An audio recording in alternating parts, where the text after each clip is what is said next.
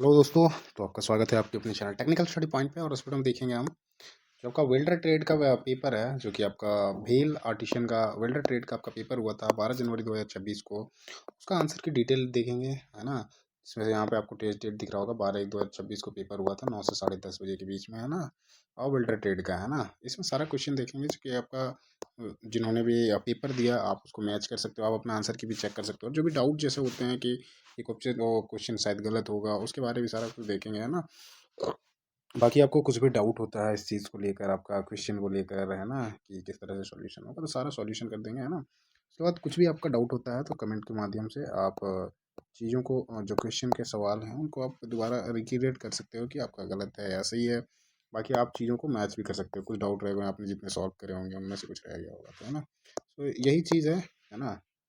इससे पहले जो भी आपके भेल के पेपर हुए हैं, जो आपका 8/10/2025 को हुआ था, उसके भी सारे पेपर डिस्कस किए हैं। उसके बाद आपको और कुछ भी चाहिए होगा तो उसके बारे में आप चीज़ों के बारे कमेंट में लिख सकते हैं, वेल्डर से रिलेटेड या फिटर से या इलेक्ट्रिशियन से या आपका मशीनिस्ट से, टर्नर से, तो आप उन चीज़ों को मेंशन कर सकते हैं, ना। तो सारा कुछ आपको, और टेलीग्राम चैनल है एक टेक्निकल स्टडी पॉइंट, वहाँ पे आपको यदि पीडीएफ होता है, किसी जॉब की जानकारी होती है उसकी पीडीएफ होती है, तो वहाँ पे अपलोड होता है, तो वहाँ से आप डाउनलोड कर सकते हैं और लिंक भी वहीं पे प्रोवाइड होता है। चलिए हम एक एक करके क्वेश्चन देखेंगे, जिसमें आपका ट्रेड थ्योरी का क्वेश्चन है, इसके अंदर आपका 70 क्वेश्चन है। ईडी एंड वर्कशॉप कैलकुलेशन है, उसके 30 क्वेश्चन है। और एप्टीट्यूड, जिसमें आपका मैथ और रीजनिंग आएगा, एप्टीट्यूड का क्वेश्चन है, इसमें आपके 20 क्वेश्चन है, टोटल 120 क्वेश्चन है। हाँ, तो सारा कुछ देखेंगे। चलिए फिर एक एक करके क्वेश्चन देखते हैं। सो हम यहाँ से क्वेश्चन देखते हैं, तो एक एक करके क्वेश्चन देखिए। टेस्ट सेंटर इनका जो था पटियाला के अंदर बहादुरगढ़ में सेंटर पड़ा हुआ था, ना। टेस्ट डेट जो है 12/1/2026 है। टेस्ट टाइम का है 9 से 10:30 का है। और सब्जेक्ट जो है आपका वर्ल्ड ट्रेड का है ना। ये क्वेश्चन देखेंगे। सबसे पहले आपका ट्रेड थ्योरी का क्वेश्चन स्टार्ट होता है, तो इसके अंदर पहला क्वेश्चन देखते हैं। तो इसके बारे में कुछ आपको चीज़ें बताता हूँ। यहाँ पे आपका क्वेश्चन है हिंदी में, मोस्टली क्वेश्चन है इसके, है ना। सारा क्वेश्चन मैंने चेक किया।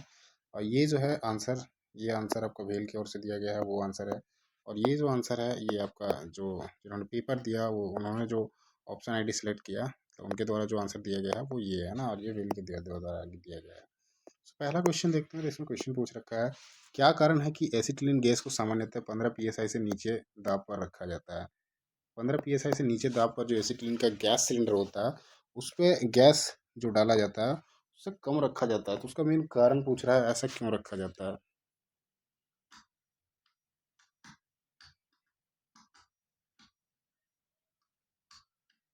तो होता क्या है ना कि आप किसी चीज़ को आप एक नॉर्मली देखो, 15 psi का है जैसे, है ना। तो कोई एक आपका रखो सिलेंडर रखो या किसी भी चीज़ को रखो, उसकी सहन क्षमता यदि जितनी होगी, सपोज आपका 5 kg का है ना, उतना आप पूरा का पूरा दोगे तो मोस्टली चांसेस है कि वो डैमेज करेगा, है ना। तो वही चीज़ें हैं।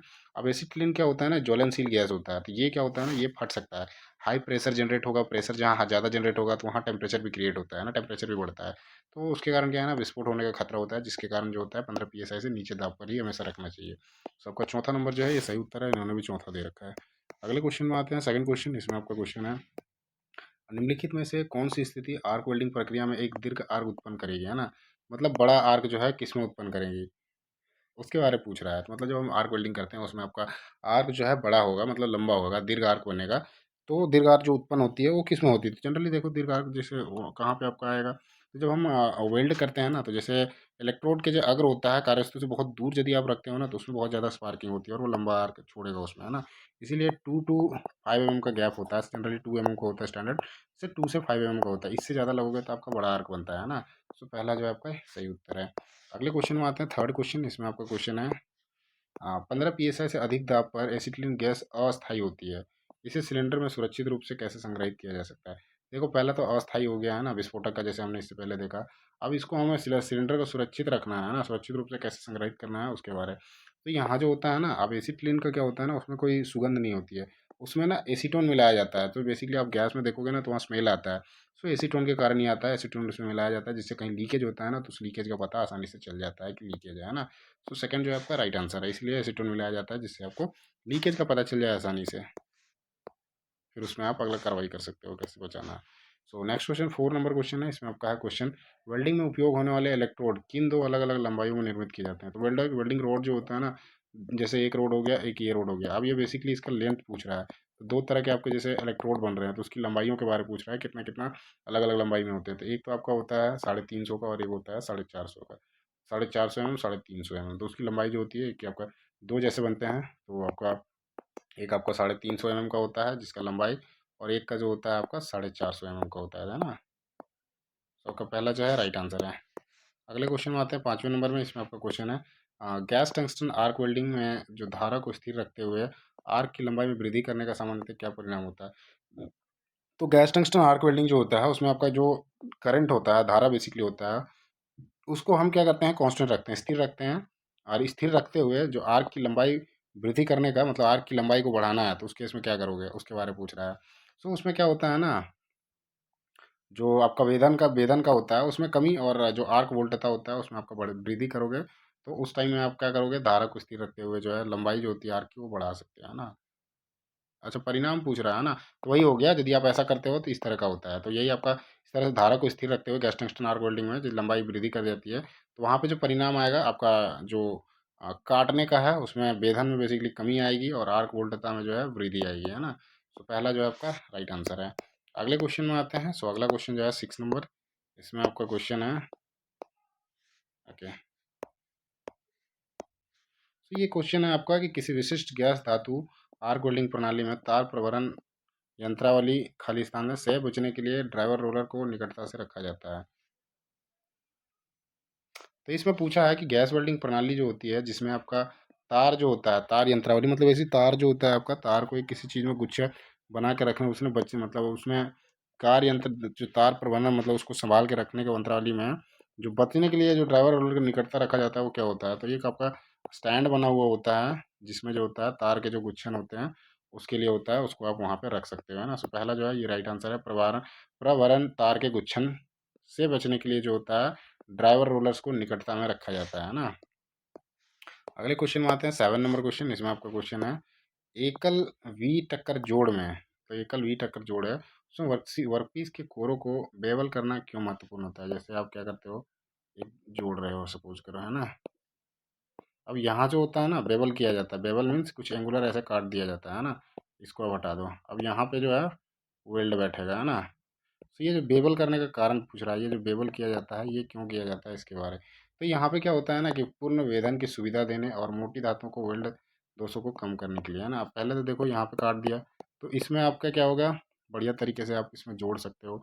आपकी जो मजबूती आएगी उसमें बढ़िया आएगी, और इसमें जो है ना दोष जो डिफेक्ट्स आते हैं वो बहुत कम आते हैं, इसीलिए वो आ, जो भी आपका बट जोड़ होता है उसमें बी बनाया जाता है ना। तो पहला जो आपका राइट आंसर है, यहाँ टक्कर जोड़ लिखा हुआ है। अगले क्वेश्चन में आते हैं 8 नंबर क्वेश्चन। इसमें आपका क्वेश्चन है फ्लैट वेल्डिंग को सामान्यतः सबसे सरल वेल्डिंग स्थिति में क्यों माना जाता है, स्थिति क्यों माना जाता है। तो फ्लैट वेल्डिंग जो होता है ना, जैसे आप फ्लैट वेल्डिंग करोगे यहाँ पे एक दूसरे को जोड़ रहे हो, है ना, तो इसमें सामान्यतः सबसे क्या है, सबसे सरल सबसे आसान, क्योंकि यहाँ पे ना आप चलाना लेफ्ट वर्ड या राइट वर्ड चलाना बहुत ही आसान होता है, और साथ ही जो होता है इसका गलत संचित जो होता है उसको नियंत्रण करने में बहुत ही सहायता होता है, और इसमें जोखिम भी नहीं होता है, जिसके कारण सबसे आसान माना जाता है। तो यही आपका चौथे में लिखा है, गुरुत्व हो गया गलित वेल्ड संचय को नियंत्रित करने में सहायता करता है जिससे धातुमल समावेशन और असमान वेदन का जोखिम कम हो जाता है ना। चौथा जो आपका सही उत्तर है। अगले क्वेश्चन में आते हैं 9 नंबर क्वेश्चन। इसमें आपका क्वेश्चन है गैस वेल्डिंग उपस्कर में गैस प्रवाह को नियंत्रित करने के लिए कौन सा उपसाधन आवश्यक है। तो गैस वेल्डिंग जो होता है ना, गैस वेल्डिंग जो इक्विपमेंट होते हैं उसमें गैस प्रवाह जो होता है उसको नियंत्रित करने के लिए एक जो होता है ना आपका प्रेशर रेगुलेटर लगा हुआ होता है, हर एक सिलेंडर के ऊपर लगा रहता है ना। और यदि आप नोजल वाला इस्तेमाल करते हैं कटिंग करने के लिए, तो वहाँ पे भी जो होता है आपका प्रेशर रेगुलेटर तो रहता ही है, साथ में आपका बीच में वॉल भी लगे हुए होते हैं, बेसिकली वही होता है, वॉल ही होता है, दोनों जगह पे होता है। तो गैस वेल्डिंग में यही आपके होते हैं उपकरण, जो कि आपका गैस के प्रवाह को नियंत्रित करने के लिए यूज किए जाते हैं ना, प्रेशर रेगुलेटर। तो दूसरा जो है आपका सही उत्तर है। अगले क्वेश्चन में आते हैं, आपका 10 नंबर क्वेश्चन है। क्वेश्चन जो है गैस टंगस्टन आर्क वेल्डिंग से बहुत ज़्यादा क्वेश्चन है। इसमें क्वेश्चन देखते हैं, विच of the following electron is commonly use in gas tungsten arc welding. Gas tungsten arc welding में कॉमनली जो इलेक्ट्रोड इस्तेमाल किया जाता है वो कौन सा इलेक्ट्रोड इस्तेमाल किया जाता है उसके बारे में पूछ रहा है। तो उसमें जो होता है non consumable non coated tungsten electrode इस्तेमाल किया जाता है ना। चौथा जो आपका राइट आंसर है। अगले क्वेश्चन में आते हैं। सो 11वां नंबर क्वेश्चन है, ये वर्टिकल डाउन वेल्डिंग जो होता है उसका उपयोग मुख्य रूप से जो होता है किसके लिए किया जाता है या कहाँ पे किया जाता है उसके बारे में पूछा है। इसको हिंदी में ऊर्ध्वाधर डाउन वेल्डिंग भी बोलते हैं, वर्टिकल डाउन वेल्डिंग को, है ना। तो इसका जो उपयोग होता है वेल्डिंग में आपका पतली सीटों या फिर तीव्र वेल्डिंग गति जो होती है वहाँ पे इस्तेमाल करने के लिए किया जाता है ना। पहला जो आपका राइट आंसर है। अगले क्वेश्चन में आते हैं। 12 नंबर क्वेश्चन देखते हैं। इसमें आपका क्वेश्चन है, in the AWS classification of stainless steel filler wire of gas tungsten arc welding and gas metal arc welding, what does the letter L in ER308L, है ना, इंडिकेट। तो एक आपका अमेरिकन वेल्डिंग सोसाइटी है, उसमें आपका stainless steel का जो फीलर वायर होता है जिसमें आपका जीटे और जीमा में जो इस्तेमाल किया जाता है उसमें आपका ये लिखा हुआ है ER308L। तो इसमें इंडिकेट कर रहा है, एल के बारे में पूछा है, एल लेटर किस चीज़ को दर्शा रहा है। तो इसका जो होता है ई जो होता है ये आपका इलेक्ट्रोड होता है। मैं सारे बता देता हूँ जिससे आपको समझ में आ जाएगा क्या है। इलेक्ट्रोड होता है ना, इलेक्ट्रोड जो होता है वो ई होता है। आर जो होता है, आर आपका रोड होता है। उसके बाद 308 जो है ये आपका केमिकल कंपोजिशन होता है, रासायनिक जो आपका अभी मिक्सचर होता है उसका हो गया, है ना, केमिकल कंपोजिशन हो गया, है ना। उसके बाद ये एल जो है ये आपका लो कार्बन स्टील को दिखा रहा है ना, लो कार्बन स्टील। तो इसमें एल के बारे में पूछ रखा था, है ना। एल क्या दिखाता है, तो आपका लो कार्बन स्टील को दिखाता है। चौथा जो आपका राइट आंसर है। अगले क्वेश्चन में आता है 13 नंबर। इसमें आपका क्वेश्चन है, एसी और डीसी वेल्डिंग के मध्य कौन सी धारा अधिक स्थायी आर्क से संबंधित है। एसी और डीसी के बारे में पूछ रहा है, तो डीसी में जो होता है वो स्टेबल होता है बहुत ज़्यादा, है ना। तो डीसी जो आपका राइट आंसर है, क्योंकि देखो एसी में क्या होता है, करंट जो होता है, अब एसी में जो है इस तरह से आपको अप एंड डाउन दिखाई देगा, है ना। ये आपका एसी का बनता है, जबकि डीसी में जाओगे तो जो यहाँ पे है वो कांस्टेंट होता है, उसमें ऐसा नहीं होता है कि अप एंड डाउन होगा, सो है ना। इसलिए डीसी जो होती है उपयुक्त होती है इस आर्क को जो होता है ना एकदम बनाए रखता है उसी फ्लो में। अब इसमें क्या होता है ना, अप एंड डाउन होता है जिसके कारण थोड़ा सा आपका उसी में इसमें ज़्यादा डिफेक्ट भी आते हैं, वेल डेव डिफेक्ट भी आते हैं, ना। सो डीसी जो है कंपैरिजन टू एसी के या फिर एसी टीसी के मध्य में जो होती है सबसे स्थायी आर्क जो होता है डीसी में ही बनता है ना, डीसी वेल्डिंग में। तो दूसरा जो आपका राइट आंसर है। अगले क्वेश्चन में आते हैं, ये कॉस्टली भी होता है। इसमें आते हैं 14 नंबर। एक वेल्डर कार्यस्थल पर आग और विस्फोट के जोखिम को कम करना चाहता है ना।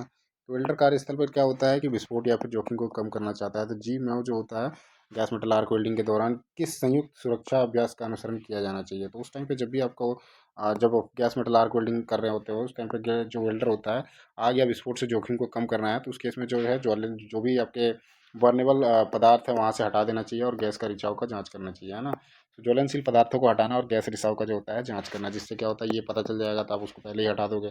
यहाँ पे आपका चलो जल गया, और पहले यदि आप यहाँ कचरा फैला रखे होगे तो वो भी जल सकता है, कचरा भी, है ना। तो इसलिए हमेशा वहाँ पे साफ सफाई रखें। और कभी भी एबनॉर्मलिटी दिखती है तो उन चीज़ों को क्लियर करना होता है ना। तीसरा जो आपका राइट आंसर है। अगले क्वेश्चन में आते हैं, 3 नंबर क्वेश्चन। इसमें आपका क्वेश्चन है, सामान्य शब्दों में गैस धातु आर्क वेल्डिंग में तार व्यास ठोस तार और आवश्यक वेल्डिंग धारा के बीच संबंध को निम्नलिखित में से कौन सा सर्वोत्तम रूप से प्रदर्शित करता है ना।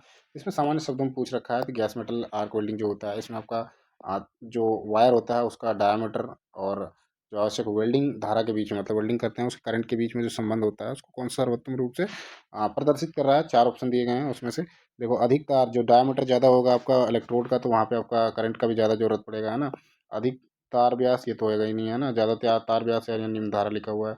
तार के व्यास का शाब्दिक अर्थ। सो अगले क्वेश्चन में चलते हैं। इसका आपका जो है ज़्यादा आपका डायमीटर होएगा वहाँ पे आपका करंट का भी ज़्यादा नीड पड़ती है ना। 16 नंबर क्वेश्चन है, निम्नलिखित में से कौन सा कथन वेल्डिंग विद्युत स्रोत के कार्य चक्र को सही ढंग से परिभाषित करता है। तो इसमें पूछा है कि आपका वेल्डिंग विद्युत स्रोत जो होता है, सोर्स होता है, उसका जो कार्य चक्र है उसको सही ढंग से परिभाषित करता है ना। 4 आपसे ऑप्शन है, इन 4 ऑप्शन में से पूछा है कि कौन सा सबसे बढ़िया करता है ना। तो सीधे हम आंसर में आते हैं। जो वेल्डिंग मशीन को किसी भी 10 मिनट की अवधि में उसकी निर्धारित निर्गम क्षमता पर निरंतर उपयोग किए जाने की जो अवधि होती है, ये आपका सही एकदम जो कार्य चक्र होता है उसको बहुत ही बढ़िया तरीके से सही ढंग से परिभाषित कर रहा है ना। सो दूसरा जो आपका राइट आंसर है कि वेल्डिंग मशीन को किसी भी 10 मिनट की अवधि में उसकी निर्धारित निर्गम क्षमता पर निरंतर उपयोग किए जाने की जो अवधि होती है वो सबसे बढ़िया तरीके से आपका एक्सप्लेन कर रहा है आपका जो इलेक्ट्रिक सोर्स होता है, वेल्डिंग इलेक्ट्रिक सोर्स होता है ना, उसके कार्य चक्र को। तो आपका दूसरा जो है राइट आंसर है। अगले क्वेश्चन में आते हैं। सो 17 नंबर क्वेश्चन है। इसमें आपका क्वेश्चन है, निम्नलिखित में से किस परीक्षण परिरक्षण गैस का उपयोग सामान्यतः फ्लक्स कोड आर्क वेल्डिंग में किया जाता है। तो फ्लक्स कोड आर्क वेल्डिंग जो होता है उसमें सामान्यतः जो परिरक्षण गैस जो उपयोग किया जाता है वो कौन सा किया जाता है, तो उसमें आपका CO2 का इस्तेमाल किया जाता है ना, कार्बन डाइऑक्साइड का। दूसरा जो है सही उत्तर है। अगले क्वेश्चन में आते हैं 18 नंबर क्वेश्चन। इसमें आपका क्वेश्चन है पेशन पृष्ठ की आवधिक सफाई जो कुंद या चमकदार हो जाती है को निम्न में से किसके रूप में जाना जाता है। देखो ये बेसिकली ग्राइंडर से क्वेश्चन है ना। वेल्डिंग में जो है ये क्वेश्चन है नहीं ग्राइंडर के ग्राइंडिंग से रिलेटेड, तो ये आउट ऑफ सिलेबस था एक तरह से। तो यहाँ पे ग्राइंडिंग के बारे में बताता हूँ। सो ग्राइंडिंग में क्या होता है ना, आवधिक सफाई या फिर चमकदार हो जाती है तो शाइनिंग होती है, तो ग्लेजिंग हो जाता है ना, जिसके कारण कटिंग एबिलिटी जो होती है वो खत्म, मतलब ना बहुत कम रह जाता है। तो उसके कारण ना उसको ड्रेसिंग करा जाता है। ड्रेसिंग में क्या होता है, रीशार्प करा जाता है, मतलब फिर से उसको कटिंग लाइक बनाया जाता है ना। तो वही चीज़ पूछ रहा है कि किसके रूप में जाना जाता है ना, जो चमकदार हो जाती है, जो कुछ चमकदार हो जाती है और कोनिम के एक्चुअली ड्रेसिंग जो होता है ना रीशार्पन करा जाता है ना। जो कुंद चमकदार हो जाती है ग्लेजिंग करके होता है ना।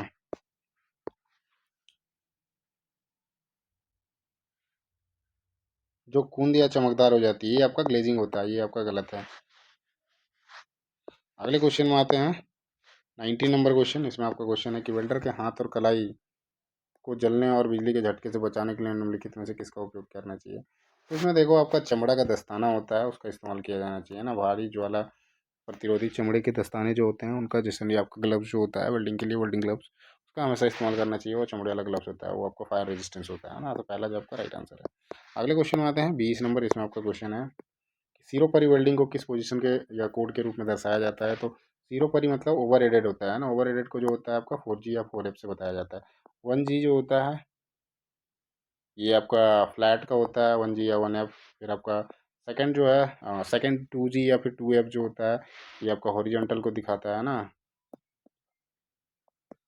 उसके बाद 3G और 3F जो होता है ये आपका वर्टिकल को दिखाता है।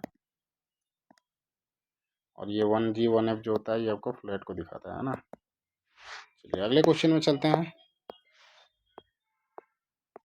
अगले क्वेश्चन देखते हैं 21 नंबर क्वेश्चन। इसमें आपका क्वेश्चन है निम्नलिखित में से कौन सा कथन सर्वोत्तम रूप से बताता है कि DC वेल्डिंग सामान्यतः AC वेल्डिंग की तुलना में बेहतर आर्क स्थायित्व प्रदान करता है ना। चार ऑप्शन दिए गए थे, इसमें से पूछा है कि कौन सा जो होता है DC वेल्डिंग में सामान्यतः क्या है AC से बढ़िया और बेहतर जो होता है और उसमें जो स्थायी आर्क होता है उसको देता है। तो DC में क्या होता है वही चीज़ जो स्टार्टिंग में मैंने बताया था। AC में क्या है अप एंड डाउन होता है करंट का, है ना, जबकि DC में नहीं होता है। तो ये DC धारा एक ही दिशा में प्रवाहित होती है जो कम छिद्राव के साथ एक संपृष्ट सुसंगत आर्क उत्पादन करती है ना। इसमें क्या होता है आपका अप एंड डाउन होता है, तो उसमें आपको अस्थाई जो होता है नहीं आता है।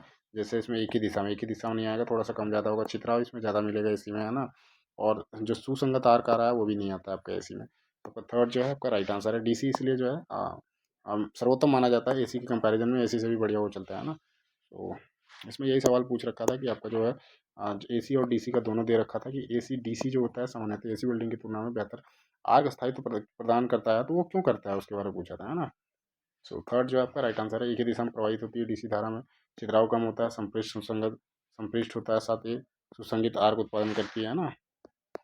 अगले क्वेश्चन में आते हैं 22 नंबर क्वेश्चन में। इसमें आपका क्वेश्चन है गैस मेटल आर्क वेल्डिंग प्रक्रिया में प्राथमिक अभिलक्षण पूछा है ना। गैस मेटल आर्क वेल्डिंग जो होता है उसमें प्रक्रिया का प्राथमिक अभिलक्षण जो होता है वो क्या होता है। तो कंटिन्यूस वायर इलेक्ट्रोड जो होता है उसका इस्तेमाल किया जाता है ना। तो सेकंड जो आपका राइट आंसर है, अतिरिक्त तार इलेक्ट्रोड का ही उपयोग किया जाता है। अगले क्वेश्चन में आते हैं 23 नंबर क्वेश्चन। इसमें आपका क्वेश्चन है समझ आर्क वेल्डिंग में न्यून आर्क का उपयोग करने का एक प्रमुख लाभ कौन सा है ना। तो देखो आपका सॉरी सबमर्ज आर्क वेल्डिंग, हाँ, या सील्डेड मेटल आर्क वेल्डिंग है ना। सबमर्ज आर्क वेल्डिंग कर दिया वो शो होता है खाली, है ना, थोड़ा गलत कर दिया। आपका SMW है ना, सील्डेड मेटल आर्क वेल्डिंग। तो shielded mark metal arc welding जो होता है उसमें न्यून आर्क का उपयोग किया जाता है ना। और उसका आर्क न्यून आर्क जो होता है उसका उपयोग करने का जो मेन लाभ है, प्रमुख लाभ है, वो कौन सा है, चार ऑप्शन में से पूछ रखा है। तो उसमें क्या होता है ना आपका सील्डेड मेटल आर्क वेल्डिंग में आपका छितराव जो होता है वो कम करता है ना। जहाँ पे न्यून आर्क का उपयोग करते हैं उसमें छितराव कम होता है, मतलब स्पैटर कम आएगा, मानकों के रूप में सुधार करता है। और जो तनु परिच्छेद होते हैं उसमें बेहतर नियंत्रण की सुविधा देता है ना। तो थर्ड जो है आपका राइट आंसर है। अगले क्वेश्चन में आते हैं 24 नंबर क्वेश्चन। इसमें आपका क्वेश्चन है वेल्ड के रूप में संबंधित समस्या जैसे कि अपर्याप्त वेदन हो गया को निम्नलिखित में से किस चरण द्वारा दूर किया जा सकता है ना। तो यहाँ पे एक पूछ रखा है कि आपका समस्या दिया है जिसमें से अपर्याप्त वेदन है, तो इसको किस रूप में, किस चरण द्वारा दूर किया जा सकता है, कौन से उसमें आपका कैसे करके वो दूर किया जा सकता है उसके बारे में पूछा है। तो उसमें क्या होता है, ऊष्मा जो है सीमांत निवेश होना चाहिए, सीमांत ऊष्मा निवेश होना चाहिए। और जो आपका एम्पियर मान है, मतलब करंट जो है वो वृद्धि करे तो आपका ये अपर्याप्त वेदन बेसिकली काटने का है, तो उसमें आपका यदि आप एम्पियर बढ़ाओगे तो उसमें काटेगा भी, है ना। तो दूसरा जो आपका राइट आंसर है। 25 नंबर क्वेश्चन में आते हैं। इसमें आपका क्वेश्चन है, किसी पश्चदमक विरामक फ्लैशबैक अरेस्टर में सामान्यतः ज्वाला को अवरुद्ध करने के लिए कौन सी सुरक्षा सुविधा होती है ना। तो फ्लैशबैक अरेस्टर जो होता है उसमें आपका जो जो फ्लेम होता है, ज्वाला बेसिकली फ्लेम जो होता है, उस फ्लेम जो उसका अवरुद्ध करने के लिए जो होता है कौन सी सुरक्षा सुविधा होती है उसके बारे में पूछा है। तो उसमें होता है सरंध्र पूर्ण धातु होता है, या फिर ताप कुंडलित फिल्टर जो कि आपका अगर ज्वाला होता है उसको ठंडा करता है ना। तो दूसरा जो आपका राइट आंसर है। ओके, नेक्स्ट क्वेश्चन में आते हैं। तो 26 नंबर क्वेश्चन देखते हैं। इसमें आपका क्वेश्चन है,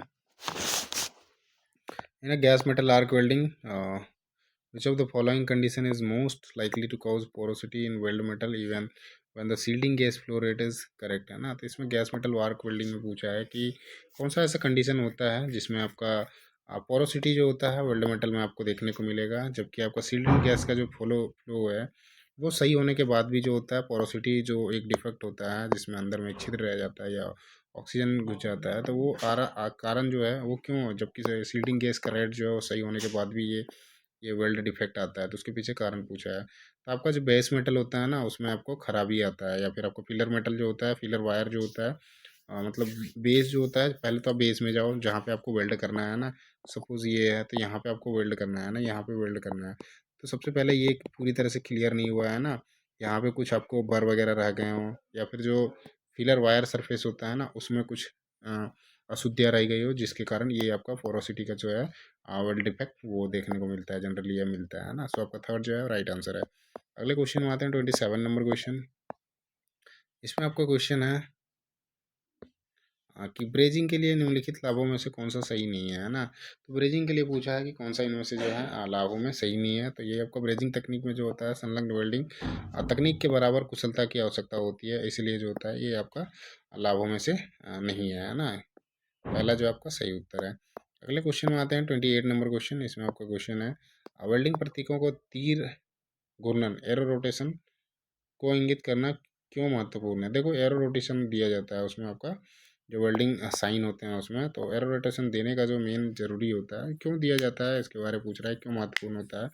तो एरो रोटेशन क्या होता है ना, बेसिकली आपका यह सुनिश्चित कर रहा है कि वेल्डिंग जो उचित निक्षेपण के लिए वेल्ड के पास होगा और अभिविन्यास की सही पहचान करता है ना। इससे क्या होता है, एरो रोटेशन से हम उस चीज़ को सुनिश्चित कर लेते हैं कि जो भी आपका उचित जो निक्षेपण आएगा वेल्ड के पास में या फिर अभिविन्यास का जो है सही पहचान करने के लिए उसमें आपका एरो रोटेशन को इंगित करना महत्वपूर्ण होता है ना। सो आपका पहला जो है आपका राइट आंसर है। अगले क्वेश्चन में आते हैं। 29 नंबर क्वेश्चन। इसमें आपका क्वेश्चन है, जो गैस मेटल आर्क वेल्डिंग है उसमें आपका जो उपभोज्य इलेक्ट्रोड किसके रूप में उपयोग किया जाता है उसके बारे में पूछा है। तो उसमें जो आपका कंटिन्यूस वायर जो होता है वो इस्तेमाल किया जाता है गैस मेटल आर्क वेल्डिंग में। ये क्वेश्चन पहले भी था लेकिन क्वेश्चन उसमें अलग पूछ रखा था। देखो लैंग्वेज का ये थोड़ा सा होता है, आगे पीछे कर देते हैं, तो आपका आंसर भी सेम टू सेम रहेगा, लेकिन वही पूछ रखा है। उसमें जो आपका जो इलेक्ट्रोड होता है किस रूप में पाया जाता है इसके बारे में पूछ रहा है गैस मेटल आर्क वेल्डिंग, तो आपका कंटिन्यूस वायर होता है ना। चौथा जो आपका सही उत्तर है। अगले क्वेश्चन में आते हैं। ओके, 30 नंबर क्वेश्चन है। इसमें आपका क्वेश्चन है कि वेल्डिंग परिरक्षण गैसों में आर्गन प्राथमिक का उद्देश्य क्या है। तो ऑर्गन गैस इस्तेमाल किया जाता है वेल्डिंग जो टेस्टिंग होती है उसमें आपका। तो ऑर्गन का इस्तेमाल करने का जो मेन उद्देश्य है वो क्या है उसके बारे में पूछ रहा है। तो उसमें क्या होता है ना, आपको जनरली ऑक्सीडाइजेशन नहीं होता है और संदूषण जो होता है उसको कम करने के लिए जो होता है ऑर्गन गैस का यूज किया जाता है। ऑर्गन गैस क्या होता है, बेसिकली आपका नोबेल गैस बोला जाता है ना। नोबेल नोबेल गैस होता है आर्गन जो होता है, जिसके कारण और ये साथ ही क्या ऑक्सीकरण को रोकता है। ऑक्सीकरण और जो संदूषण होता है उसको कम करने के लिए जो होता है ऑर्गन गैस का इस्तेमाल किया जाता है वेल्डिंग पर परिरक्षण में, है ना। सो आपको पहला जो आपका सही उत्तर है। अगले क्वेश्चन में आते हैं। तो 31 नंबर क्वेश्चन है। इसमें आपका इसमें आपका क्वेश्चन है, उमिरकाओं वाली उत्तल वेल्ड मनिका क्या इंगित करती है। तो उमिकाओं वाली पूछ रहा है, उमिकाओं वाली जो उत्तल वेल्ड होता है ना, उत्तल वेल्ड मलिका जो होती है किस चीज़ को दिखाता है उसके बारे में पूछ रहा है। तो उसमें आपका कुछ अधिक ऊष्मा निवेश या फिर अधिक आर्क लंबाई होती है, उस चीज़ को दिखाने का काम करता है। सो थर्ड जो है आपका राइट आंसर है। अगले क्वेश्चन में आते हैं। 32 नंबर क्वेश्चन। इसमें आपका क्वेश्चन है, वेल्डिंग शक्ति स्रोत के नियमित अनुरक्षण के दौरान प्रचालन की सुरक्षा सुनिश्चित करने के लिए कौन सा चरण महत्वपूर्ण है? जो वेल्डिंग शक्ति स्रोत होता है उसमें नियमित अनुरक्षण करने के दौरान जो होता है प्रचालन की सुरक्षा सुनिश्चित करने के लिए जो होती है कौन सा चरण जो होता है महत्वपूर्ण होता है उसके बारे में पूछा है।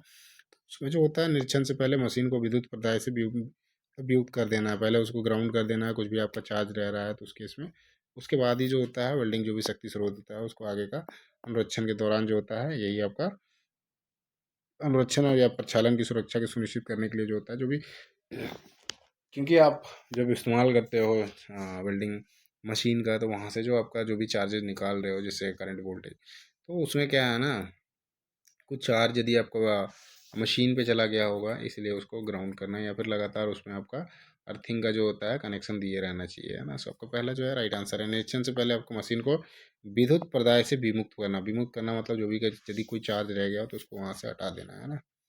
पहला जो आपका राइट आंसर है। ओके, नेक्स्ट क्वेश्चन में आते हैं। सो 33 नंबर क्वेश्चन है इसमें।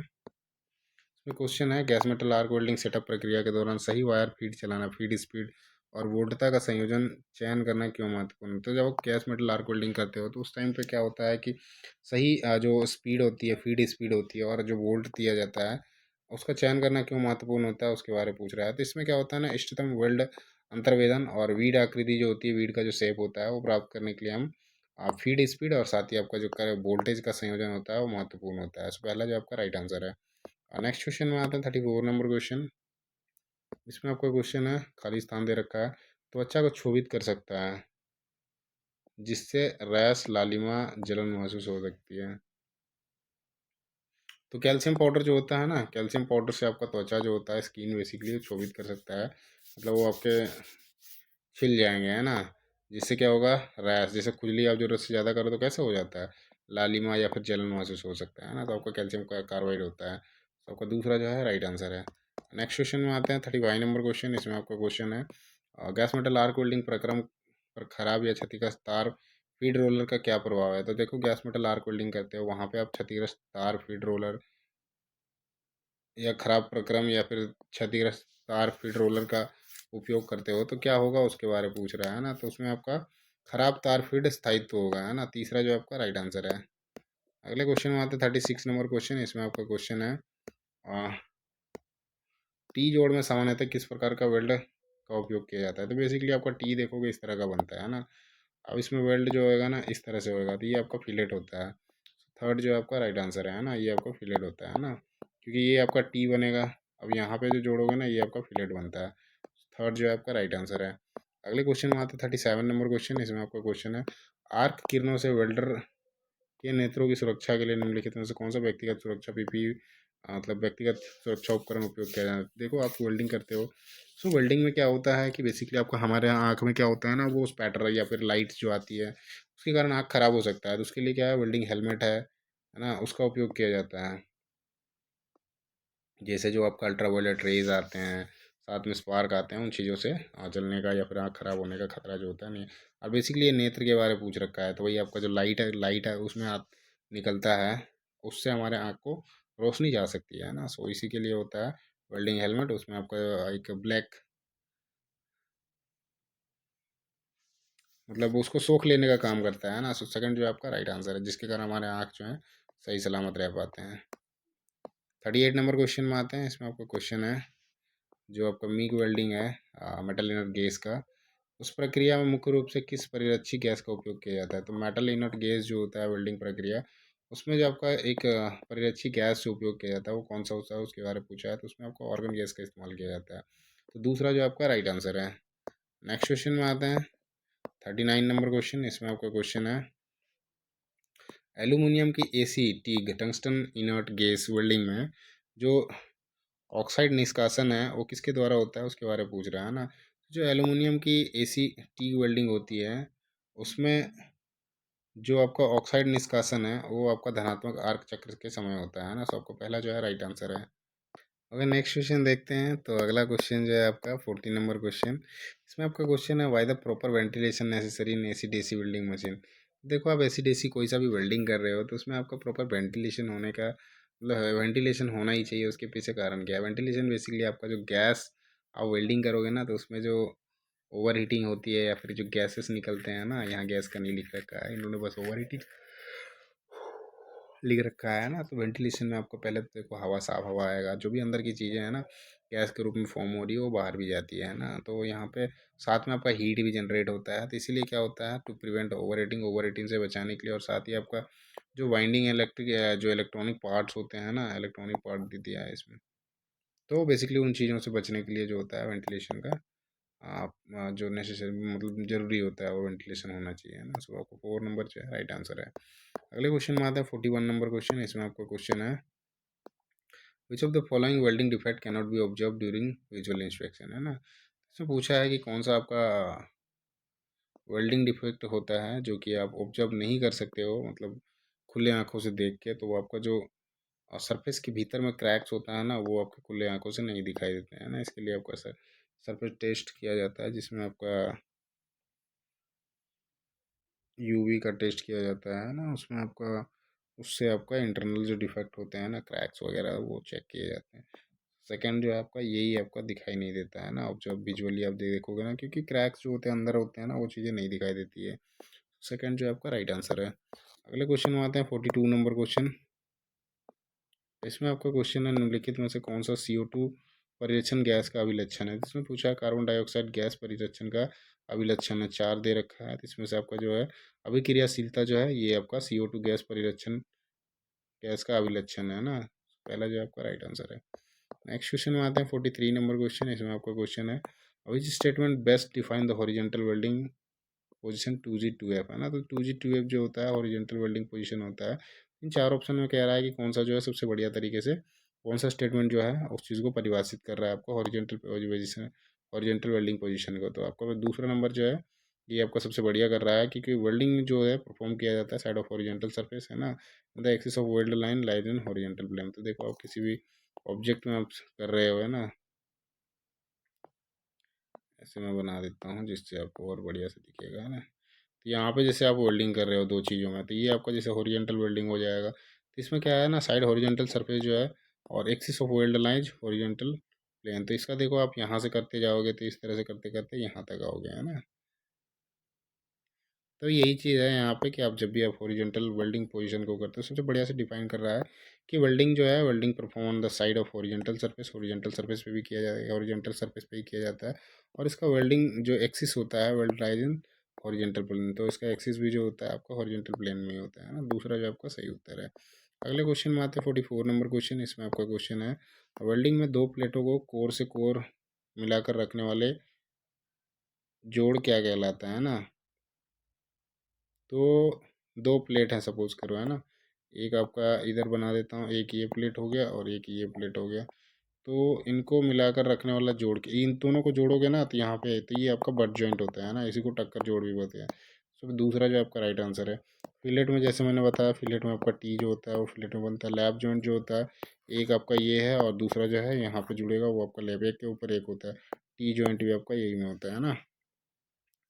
नेक्स्ट क्वेश्चन में आता है 45 नंबर क्वेश्चन। इसमें आपका क्वेश्चन है, आर्क वेल्डिंग में आयनन का क्या महत्व है। जो आर्क वेल्डिंग होता है ना, उसमें आयनन बेसिकली आयनाइजेशन होता है, उसका क्या महत्व है उसके बारे में पूछ रहा है। तो ये विद्युत आर्क जो है उसको स्थिर करने में सहायता करता है, जो आयनन होता है ना। चौथा जो आपका सही उत्तर है।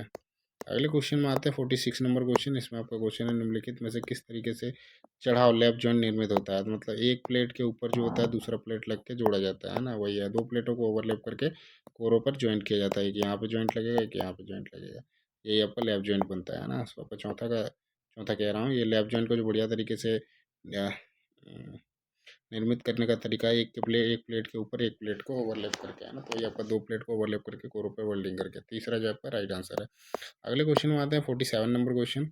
इसमें आपका क्वेश्चन है, निम्नलिखित में से कौन सा AWS प्रतीकों में फिलेट वेल्ड को दर्शाता है। तो फिलेट वेल्ड के बारे में पूछ रहा है ना। तो ये आपका तीसरा नंबर जो है ना, निर्देश रेखा पर रखा गया एक समकोण त्रिभुज, जैसे ये आपका हो गया, है ना। तो यहाँ जो बनेगा ना ये फिलेट बनता है, ये आप, और इसका यदि आप खाली आओगे तो या तो इस तरह का मिलेगा या तो इस तरह का मिलेगा, जनरली ये वाला मिलता है।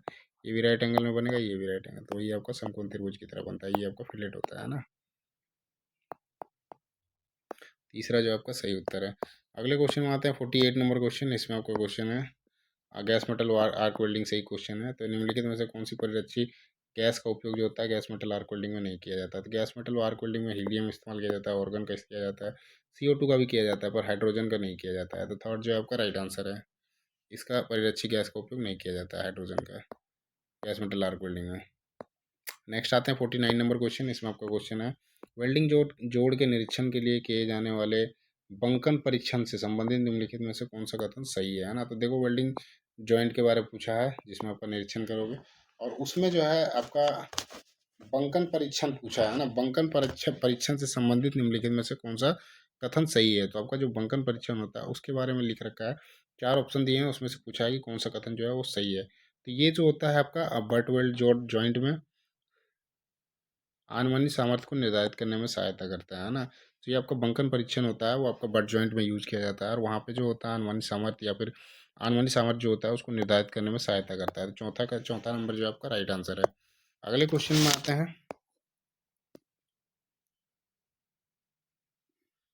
50 नंबर क्वेश्चन है। इसमें आपका क्वेश्चन है कि प्लाज्मा आर्क कटिंग में निम्नलिखित में से कौन सी गैस उच्चतम ऊर्जा घनत्व प्लाज्मा उत्पन्न करती है जिससे आपका अधिकतम कर्तन दक्षता और अंतर्वेशन की सुविधा प्राप्त होती है? तो बेसिकली आपका प्लाज्मा आर्क वेल्डिंग में बात किया, सॉरी आर्क कटिंग में बात किया है कि उसमें से कौन सी ऐसे गैस जो होता है इस्तेमाल किया जाता है जो कि आपका उसका जो घनत्व होता है और ऊर्जा घनत्व जो होता है वो ज़्यादा होता है, और साथ ही जो होता है उसमें कटिंग एफिशिएंसी जो होती है अंतर्वेशन की सुविधा प्राप्त होती है। तो वो जो होता है ऑर्गन और हाइड्रोजन का जो मिश्रण होता है उसमें होता है ना। चौथा नंबर जो आपका राइट आंसर है।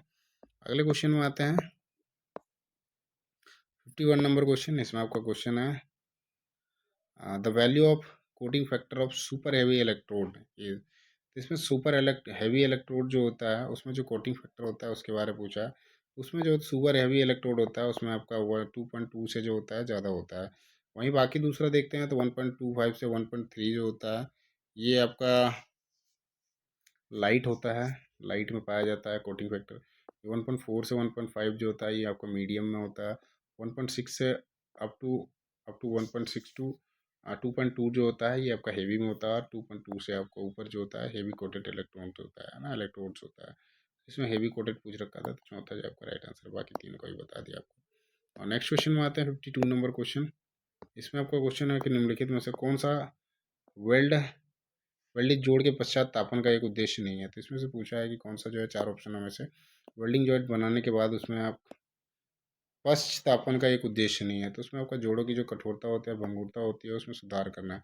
ये चीज़ें जनरली नहीं करी जाती है ना। चौथा का सॉरी 52 का जो है पहला नंबर आपका राइट आंसर है ना। अगले क्वेश्चन में आते हैं। तो अगला क्वेश्चन जो है आपका इसमें 53 नंबर, मध्यम कार्बन इस्पात को सरलता से वेल्ड नहीं किया जा सकता है क्योंकि इसमें कार्बन की जो परसेंट होती है कितनी होती है? तो मध्यम कार्बन स्टील जो होता है इसमें आपका आप 2.75 मतलब आपका 0.30 से 0.75 तक मैक्सिमम होता है। किसी में आपका 7.5 मिलेगा, किसी में आपका 7 मिलेगा है ना, 0.7, किसी में आपका 0.6 मिलेगा है ना। अप टू ये 0.5 से ऊपर ही होता है। मतलब मीडियम में जो होता है ये आपका 0.25 से 0.75 तक होता है ना। इसी रेंज में आपको मिलेगा। इससे कम हो गया वो आपका लो कार्बन स्टील हो जाएगा, और इससे ऊपर जो हो गया वो आपका हाई कार्बन स्टील हो जाता है ना। तो इसमें क्या है मध्यम कार्बन इस्पात का पूछा था, तो आपका 0.3 से आपका 0.6 तक होगा है ना। तीसरा जो आपका राइट आंसर है। अगले क्वेश्चन में आते हैं। 54 नंबर क्वेश्चन देखते हैं। इसमें आपका क्वेश्चन है कि गैस धातु आर्क वेल्डिंग मतलब गैस मेटल आर्क वेल्डिंग में वायर फीड सिस्टम जो है का उद्देश्य होता है। देखो इसमें कंटिन्यूस तार का तो होता ही है, लेकिन इलेक्ट्रोड तार को फीड करने के लिए जो होता है ये आपका वायर फीड सिस्टम लगा हुआ होता है ना। सो आपको पहला जो आपका ये राइट आंसर है।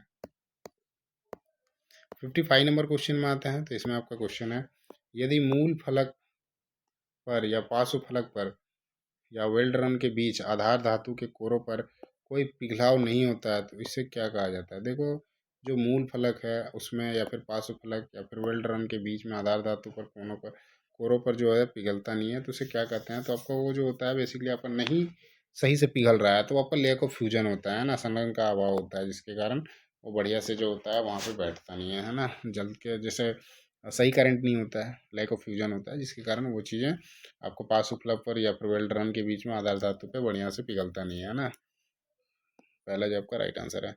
अगले क्वेश्चन में आते हैं, 56 नंबर क्वेश्चन देखते हैं। इसमें आपका क्वेश्चन है, वेल्डिंग में पूर्व तापन प्री हीटिंग का मुख्य उद्देश्य क्या होता है। जो वेल्डिंग करने से पहले प्री हीटिंग करी जाती है, उसका मेन उद्देश्य क्या होता है, तो उसको थर्मल शॉक को कम करना होता है, उसके कारण जो होता है प्री हीटिंग करी जाती है ना, तापीय प्रघात को कम करने मेन उसका उद्देश्य होता है प्री हीटिंग का। तो तीसरा जो आपका राइट आंसर है। नेक्स्ट क्वेश्चन में आते हैं,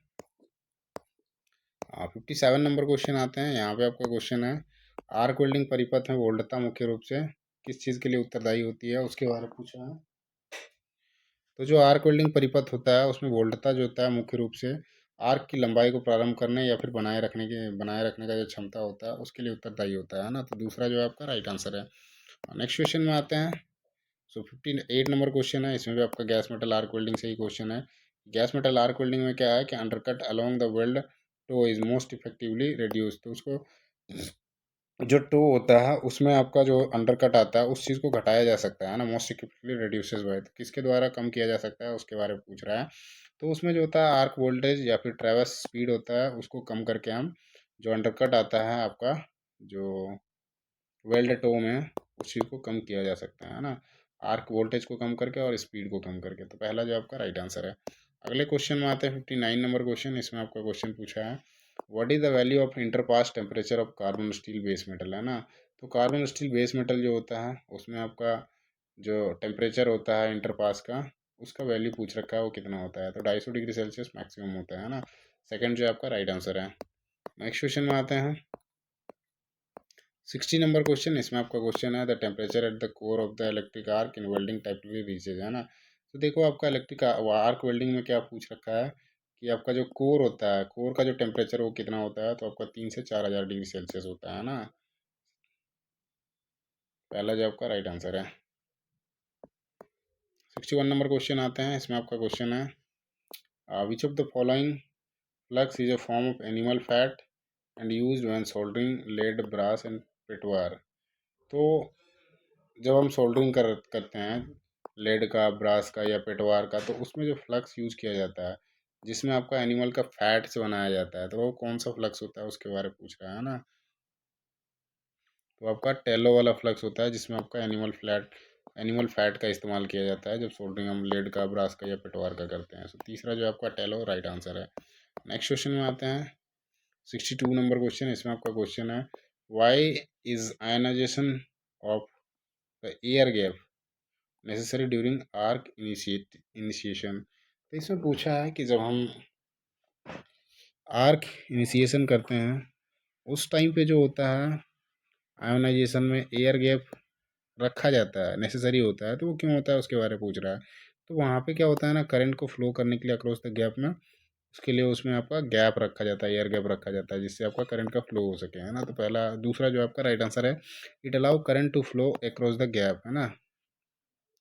और नेक्स्ट क्वेश्चन में आते हैं, 63 नंबर क्वेश्चन। तो इसमें आपका क्वेश्चन है कि वेल्डिंग में बैकफायर क्या संदर्भित करता है ना। बैकफायर किस चीज़ को बता रहा है उसके बारे में पूछ रहा है वेल्डिंग में। तो उसमें क्या होता है ना, बेसिकली जब टॉर्च टिप के अंदर ज्वाला अल्प अवधि के लिए जलती है और तुरंत बुझ जाती है, टप टप इसमें आवाज़ करेगा, है ना, तो ये आपका बैकफायर होता है ना। तो अंदर में ही ज्वाला जलती है अल्प अवधि के लिए, मतलब थोड़े समय के लिए जलती है और तुरंत से बुझ जाती है, तो वही आपका बैकफायर होता है ना। तो सेकंड फर्स्ट जो है आपका राइट आंसर है। अगले क्वेश्चन में आते हैं, 64 नंबर क्वेश्चन। इसमें आपका क्वेश्चन है, अग्नि प्रतिरोध और ताप रक्षण की आवश्यकता को देखते हुए वेल्डिंग जैकेट के लिए कौन सी सबसे उपयुक्त सामग्री होती है उसके बारे में पूछ रहे हैं ना। सामग्री सबसे उपयुक्त है, सो अग्नि प्रतिरोध के लिए, है ना, और ताप रक्षण की आवश्यकता को देखते हुए, तो उसमें जो होता है लेदर मटेरियल का जनरली इस्तेमाल किया जाना चाहिए, जिसमें आपका आग से भी बच जाओगे और जो हीट जनरेट हो रहा है उससे भी बच जाओगे, है ना। वेल्डिंग जैकेट आपका जनरली लेदर मटेरियल का बना हुआ होता है। चौथा जो आपका राइट आंसर है। और यही कारण होता है कि मतलब पहले तो अग्नि से उसको जलने से बचने के लिए, और दूसरा जो है ज़रूरत से ज़्यादा हीट होता है उसके कारण उससे भी बचने के लिए। अगले क्वेश्चन में आते हैं, 65 नंबर क्वेश्चन। तो इसमें आपका क्वेश्चन है, वेल्डिंग टेक्निक, जिसमें आपका मीग और मैग जो है इसका फुल फॉर्म पूछ रखा है ना। संक्षिप्त अक्षरों का सही क्रमानुसार क्या है। तो मीग जो होता है मेटल इनर्ट गैस होता है, और मैग जो होता है ये आपका मेटल एक्टिव गैस होता है ना। मीग आपका मेटल इनर्ट गैस और मेटल एक्टिव गैस आपका मैग होता है। सो आपका चौथा नंबर जो है ये राइट आंसर है। अगले क्वेश्चन में आते हैं 66 नंबर क्वेश्चन में। इसमें आपका क्वेश्चन है, यदि कोई वेल्डर बार बार आर्क आउटेज का अनुभव कर रहा है तो आर्क अभिलक्षण से संबंधित कौन सा समायोजन समस्या का समाधान कर सकता है। देखो आर्क आउटेज का अनुभव कर रहा है मतलब उसको दिखाई दे रहा है आर्क आउटेज हो रहा है, तो उसके अंदर में जो है वो क्या करेगा कि वो चीज़ें ठीक हो जाएगी है ना, संबंधित समायोजन करेगा जिससे उसका समाधान हो जाएगा। तो उसकी जो आर्क की लंबाई है ना उसको कम करके ये आउट आर्क जो बाहर जा रहा है उस चीज़ को ठीक कर सकता है ना, आर्क की लंबाई कम करके। तो पहला जो आपका राइट आंसर है। अगले क्वेश्चन में आता है 67 नंबर क्वेश्चन। इसमें आपका क्वेश्चन है, इन अ वेल्डिंग सिनेरियो मतलब जहाँ वेल्डिंग कर रहे हैं उसके सिनेरियो में कह रहा है why is the ionization process critical for stability of the arc है ना। सो वेल्डिंग सिनेरियो में क्या पूछ रहा है कि आपका जो आयोनाइजेशन प्रोसेस होता है critical for the stability of arc, arc का जो होता है उसको स्टेबिलिटी करने में क्रिटिकल होता है आयोनाइजेशन प्रोसेस में। तो ऐसा क्यों होता है उसके बारे में पूछ रहा है ना। तो इसमें जो होता है आपका चार्ज पार्टिकल जो होता है क्रिएट करता है जिसके कारण जो आपका आयनाइजेशन प्रोसेस में जो होता है आर्क को जो होता है स्टेबल करना थोड़ा मुश्किल होता है ना। सो दूसरा जो आपका राइट आंसर है। नेक्स्ट क्वेश्चन में आते हैं 68 नंबर क्वेश्चन। इसमें आपका क्वेश्चन है गैस मेटल आर्क वेल्डिंग से ही क्वेश्चन है। तो इसमें पूछा what is the purpose of using welding helmet with a shaded lens in gas metal arc welding. Gas metal arc welding जो होता है उसमें आपका जो वेल्डिंग हेलमेट होता है उसमें आपका शेडेड लेंस लगा हुआ होता है। इसका मेन पर्पस क्या होता है, तो आपका यूवी रेज जो आता है ना, यूवी रेडिएशन रेज आता है बेसिकली, वो रेडिएशन का खतरा होता है जिसके कारण जिससे आपके आँख जो है आपको अंधा हो सकते हैं ना। To protect the eye from UV radiation है ना, तो आपके आंखों को यूवी रेडिएशन से बचाता है। सो चौथा जो आपका राइट आंसर है। अगले क्वेश्चन में आते हैं 69 नंबर क्वेश्चन। इसमें आपका क्वेश्चन है निम्नलिखित में से किस ध्रुवता में बूंद का माप बड़ा होता है और आर्क बल बूंदों की वर्कपीस से दूर धकेलने की प्रवृत्ति रखता है। तो इसमें ध्रुवता के बारे में पूछ रखा है ना। ध्रुवता में क्या है, बूंद अमाप होता है, वो बूंद जो होता है उसका अमाप होता है। आर्क बल बूंदों को वर्कशॉप से दूर धकेलने की प्रवृत्ति रखता है। तो ये जो होता है आपका जो डायरेक्ट करंट होता है, डायरेक्ट करंट इलेक्ट्रोड नेगेटिव, इसमें इस तरह का होता है कि बूंद का जो माप बड़ा होता है और आर्क बल जो होता है बूंदों की वर्कपीस से दूर धकेलने की प्रवृत्ति रखते हैं ना। चौथा जो आपका राइट आंसर है दिश धारा इलेक्ट्रोड ऋणात्मक। 70 नंबर क्वेश्चन देखते हैं। इसमें आपका क्वेश्चन है इलेक्ट्रोड के भंडारण की विधियों में से कौन सी विधि सही नहीं है। तो इलेक्ट्रोड का जो भंडारण होता है उसमें से यहाँ पे विधि दी हुई 4 विधि, उसमें से पूछ रहा है कि कौन सा जो है सही नहीं है, मतलब गलत कौन सा है। तो पैकेजों को दीवारों या फिर अन्य आद्र पृष्ठों में संपर्क में रहने देना ये गलत विधि है ना। दूसरा जो आपका राइट आंसर है। इसके बाद जो क्वेश्चन है आपका इंजीनियरिंग ड्राइंग और वर्कशॉप कैलकुलेशन के क्वेश्चन है।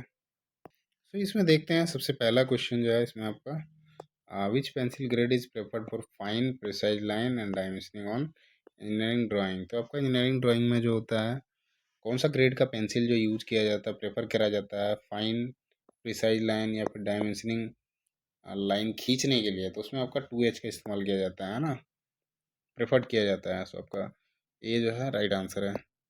नेक्स्ट क्वेश्चन में आते हैं, सेकंड क्वेश्चन आते हैं। इसमें आपका क्वेश्चन है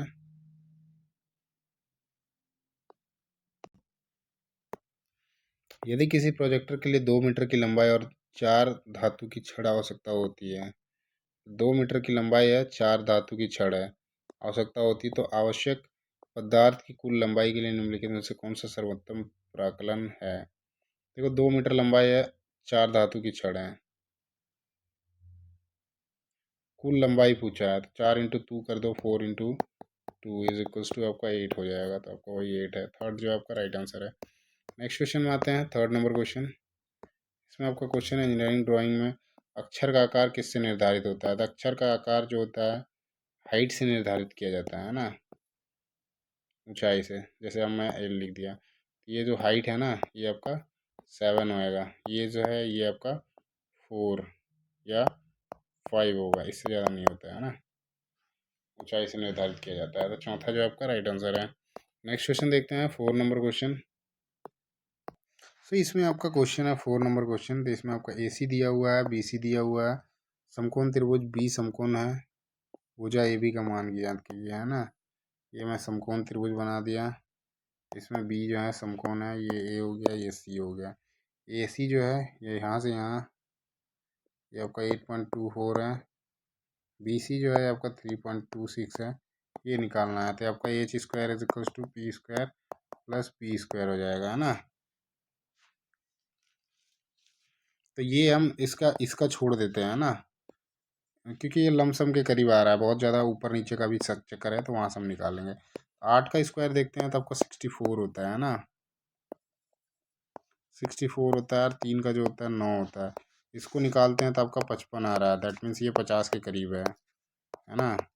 और 50 के करीब जो होता है ये आपका 7 का होता है, तो ये आपका 7.57 आप निकालोगे तो आ जाएगा। फॉर्मूला मैंने लिख दिया, H square is to B square plus B square.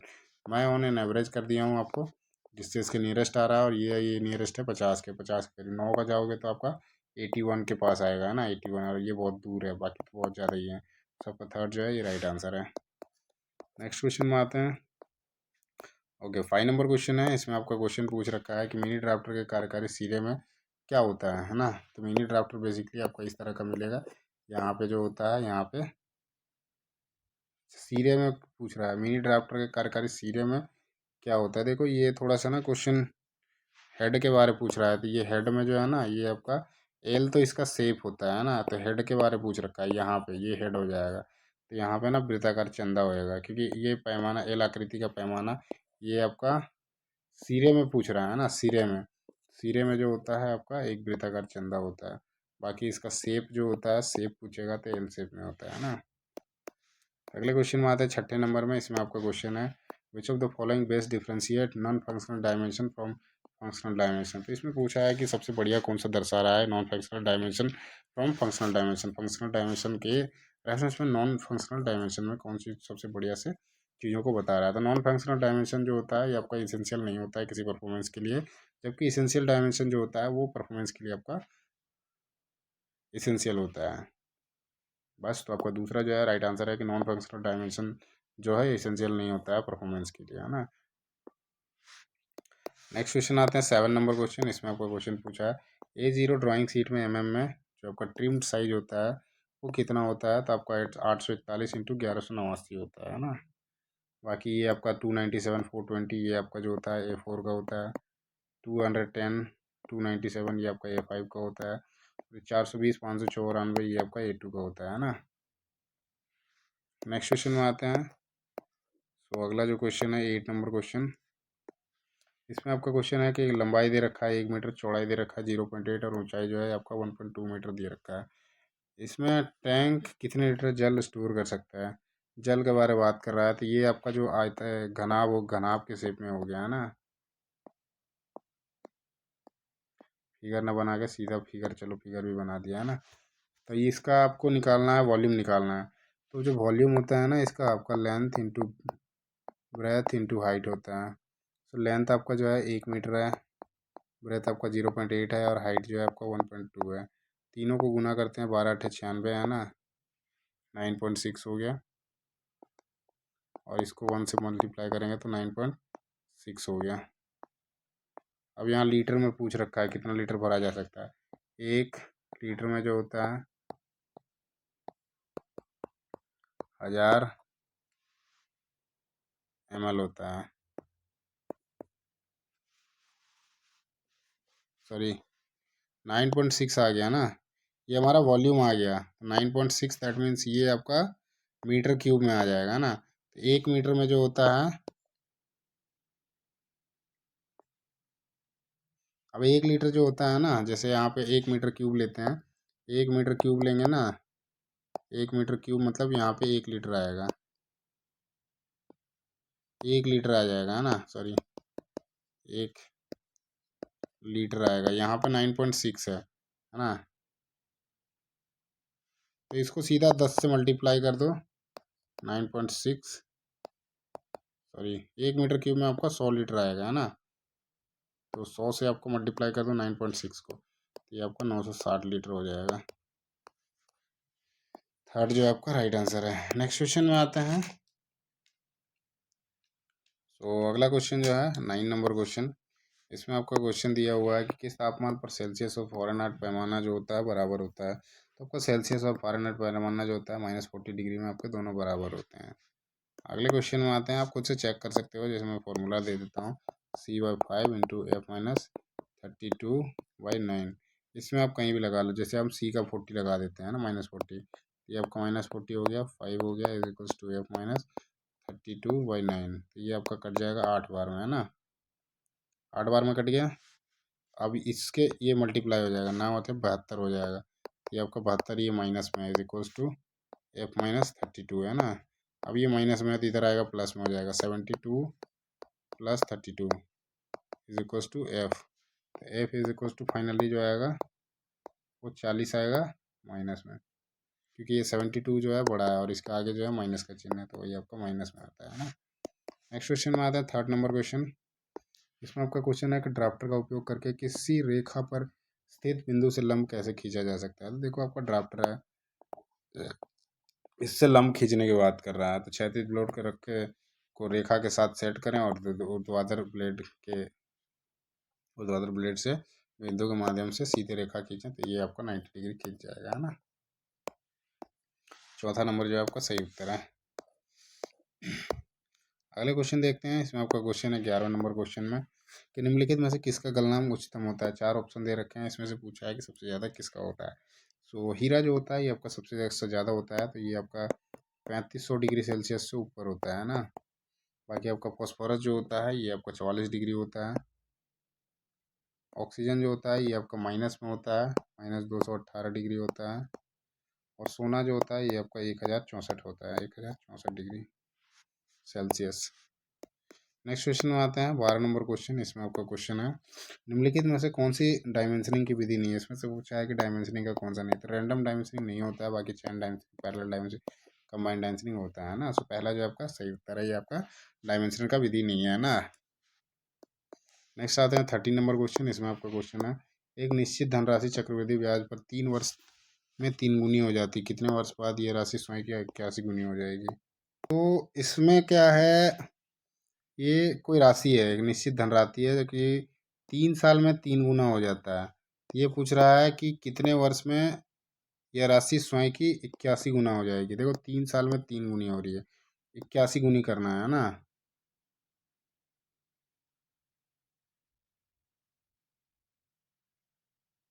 तो ये जैसे हैं, ऐसे जनरली आते हैं तो 9 × 9 करके आता है ना, 9 × 9 = 81, 9 का हो जाता है, और ये 3 साल में आ रहा है, मतलब 9 और ये 3, ये 12 ऐसे भी आ सकता है ना। बाकी हम इसको करते हैं बाय फॉर्मेट, जैसे हम अमाउंट निकालते हैं, इसमें अमाउंट का तो पता नहीं है इसलिए। सो अमाउंट का जैसे फार्मूला होता है वो आपका P/1 + R/100 बाय टाइम होता है ना।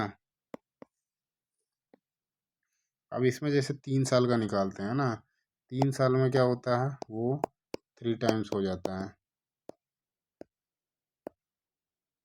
तो ये आपका अमाउंट बराबर 3P कर देते हैं, 3P is equals to P1 + R/100 by 3 हो जाएगा, है ना, पावर में 3। अब अमाउंट को मान लेते हैं हम 81, है ना। अब अमाउंट को जब 81 मान लेते हैं, अमाउंट को मान लेते हैं हम 81, है ना, तो इसमें आ जाएगा आपका,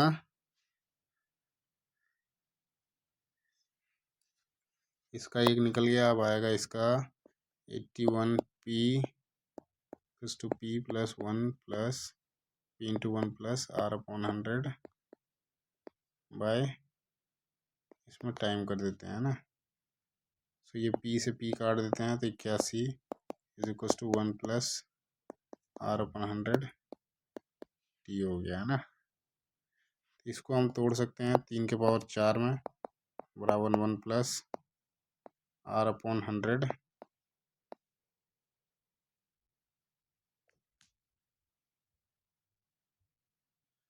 टाइम हमारा दिया हुआ है 3, इधर जब हमने 4 कर दिया तो इसको भी 4 कर देते हैं।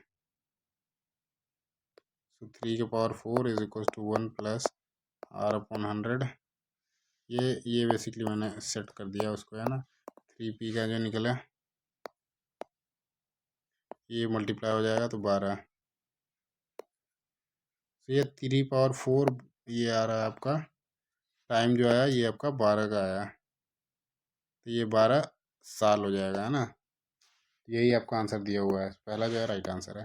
नेक्स्ट क्वेश्चन में आते हैं। 14 नंबर क्वेश्चन। इसमें आपका क्वेश्चन है कि 0 डिग्री सेल्सियस पर किसी स्टील की छड़ की लंबाई 2 मीटर है ना। 0 डिग्री सेल्सियस पे, अब 100 डिग्री सेल्सियस पर इसकी लंबाई जो है 2 मीटर से ज़्यादा हो जाती है, 2 मीटर और 24 mm है ना। ये ज्ञात कीजिए। ये जो है ये आपका एक्सेलरेशन है।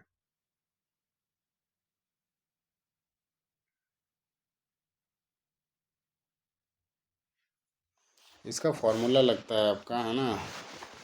ये आपका एक्सेलरेशन नहीं है, लीनियर एक्सपेंशन है। सॉरी, लीनियर, हाँ लीनियर जो है, लीनियर थर्मल एक्सपेंशन का है ये, है ना। तो इसमें क्या होता है कि जनरली आपका फार्मूला इसमें एक लगता है जिसमें आपका L=L01 प्लस ये जो लिखा हुआ है, और ये डेल टी होता है ना। अब ये हमारा पता नहीं है ना, तो हम इसको निकालेंगे। तो ये हमारा जैसे अभी आते हैं, तो L=, इसको कर लेते हैं पहले, L0 plus L0 alpha del T, है ना। ये प्लस में है, ये इधर आएगा माइनस में आ जाएगा, है ना। तो L-L0 ये आपके मल्टीप्लाई में है, तो ये आपके डिवाइड में आ जाएगा। हमें निकालना है अल्फ़ा, है ना। तो L0 डेल टी हो जाएगा, है ना, A निकालना है। अब यहाँ पे वैल्यू पुट कर देते हैं सबका। सो ये जो है ये आपका ओरिजिनल लेंथ है, ये आपका बाद का लेंथ है जो कि आपका दिया हुआ है, बाद में ये हो जाती है ना। और ये टेम्परेचर जो है ये 100 डिग्री सेल्सियस है। तो यहाँ पे हम एल का जो वैल्यू लिखेंगे वो आपका 2 मीटर हो जाएगा, माइनस जो है L0 जो है ये आपका है,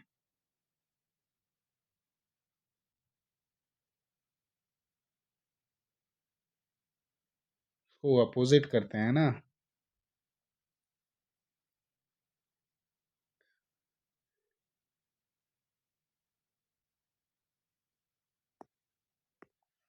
थोड़ा सा इसमें कर दिए, इसमें से इसको माइनस करते हैं क्योंकि ये ज़्यादा है ये कम है ना। सो टू, इसको काट देता हूँ ना, 2.0024 माइनस 2, है ना, डिवाइड में हो जाएगा आपका 100 डिग्री सेल्सियस है। और आपका लेंथ जो है आपका, सॉरी, ये जो है ये आपका एल हो जाएगा और ये आपका L0 हो जाएगा ना। सो L0 जो है वो हमारा 2 मीटर है, और इसको 100 से मल्टीप्लाई कर देंगे, तो ये जो हमारा जाएगा 0.0024 बाई 200 आ जाएगा, है ना। इसको लेते हैं तो आपका फाइनली आएगा 24/200, और पॉइंट के बाद 4 जीरो, है ना, 1 2 3 4। इसको एक बार काट देते हैं, है ना। तो काट देंगे तो इसमें आ जाएगा 12 दूनी 24, है ना। इसके बाद ये सारे पॉइंट लगा दो, 1.3 और 2 5, सो 1.2 × 10⁻⁵। कुछ गलती हो रहा है ना, 6 जीरो है, सॉरी 6 जीरो है, 6 हो जाएगा, है ना। और एक यहाँ पे आ गया ना पॉइंट, यहाँ पे आ गया, यहाँ पे पॉइंट आ गया, और यहाँ पे 6 जीरो है, तो 6 यहाँ पे हो जाएगा माइनस में। दूसरा जो आपका राइट आंसर है। नेक्स्ट क्वेश्चन में आते हैं। 15 नंबर क्वेश्चन है। इसमें आपका क्वेश्चन है 14 सेंटीमीटर त्रिज्या तथा 6 सेंटीमीटर ऊंचाई वाले एक बेलन का संपूर्ण पृष्ठ क्षेत्रफल ज्ञात कीजिए। तो संपूर्ण पृष्ठ क्षेत्रफल जो होता है बेलन का आपका होता है 2πr/h+r होता है ना। इसमें आपका ये रेडियस हो गया, आर हो गया, और ये जो है ऊंचाई हो गया। सो 2 × 22/7 इंटू आर जो है हमारा 14 है, और ये 14 और प्लस 6 ये आपका 20 हो जाएगा। इसको काट दो, 2 बार में चला गया, 22 दूनी 44 दूनी 88 गुने 20, 88 8 दूनी 16 8 दूनी 16 और एक 17, है ना, 1760 आ गया। ये आपका दिया हुआ दूसरा जो आपका राइट आंसर है। ये आपका फार्मूला है, फार्मूला में बस पुट करो आपका आंसर आ जाएगा। नेक्स्ट आते हैं 16 नंबर क्वेश्चन। इसमें आपका क्वेश्चन है 5/6 10/18 और 20/30 का एलसीएम ज्ञात कीजिए। तो ऐसा जब दिया होगा आपका डिवाइड मतलब बट्टे में होगा आंसर और हर के रूप में होगा, तो उस टाइम पे आपका एलसीएम जो निकलता है ऊपर वालों का जो होता है एलसीएम होता है। तो एलसीएम ऑफ ऊपर वाले को जो बोलते हैं वो आपका न्यूमिरेटर बोलते हैं या अंश बोलते हैं, और नीचे वाले को जो होता है एचसीएफ निकालना होता है। एचसीएफ ऑफ डिनोमिनेटर होता है या फिर हर बोलते हैं ना। अब जो मानो, ये मानो या ये मानो, है ना। तो एलसीएम निकालते हैं ऊपर वालों का 5, 10 और 20। इसका जो है आपका एलसीएम 20 आ जाएगा। और इसका एचसीएफ निकालेंगे 6, 18 और 30 का, तो ये आपका 3 आ जाएगा ना। तो 20/3 आएगा, सॉरी 6, 18 और 30, है ना। 2 तिया 6, 2 9 18 और 15 दूना 30, है ना। 3 से एक बार और जाएगा, 1 3 5, मतलब 6 आएगा इसका एचसीएफ, है ना। इसको काटोगे तो आपका 10/3 आ जाएगा। यही आपका एलसीएम हो जाएगा। तो दूसरा जो आपका राइट आंसर है। नेक्स्ट क्वेश्चन में आते हैं 17 नंबर क्वेश्चन। इसमें आपका क्वेश्चन है, एक मानक सीट निर्देशन है स्टैंडर्ड सीट डेजिग्नेशन का उपयोग करके किया जाता है। क्या किया जाता है उसके बारे में पूछ रहा है। तो एक समानता सुनिश्चित करने के लिए जो होता है एक स्टैंडर्ड सीट डेजिग्नेशन का उपयोग किया जाता है ना। पहला जो है आपका राइट आंसर है। नेक्स्ट क्वेश्चन में आते हैं 18 नंबर क्वेश्चन। इसमें आपका क्वेश्चन है,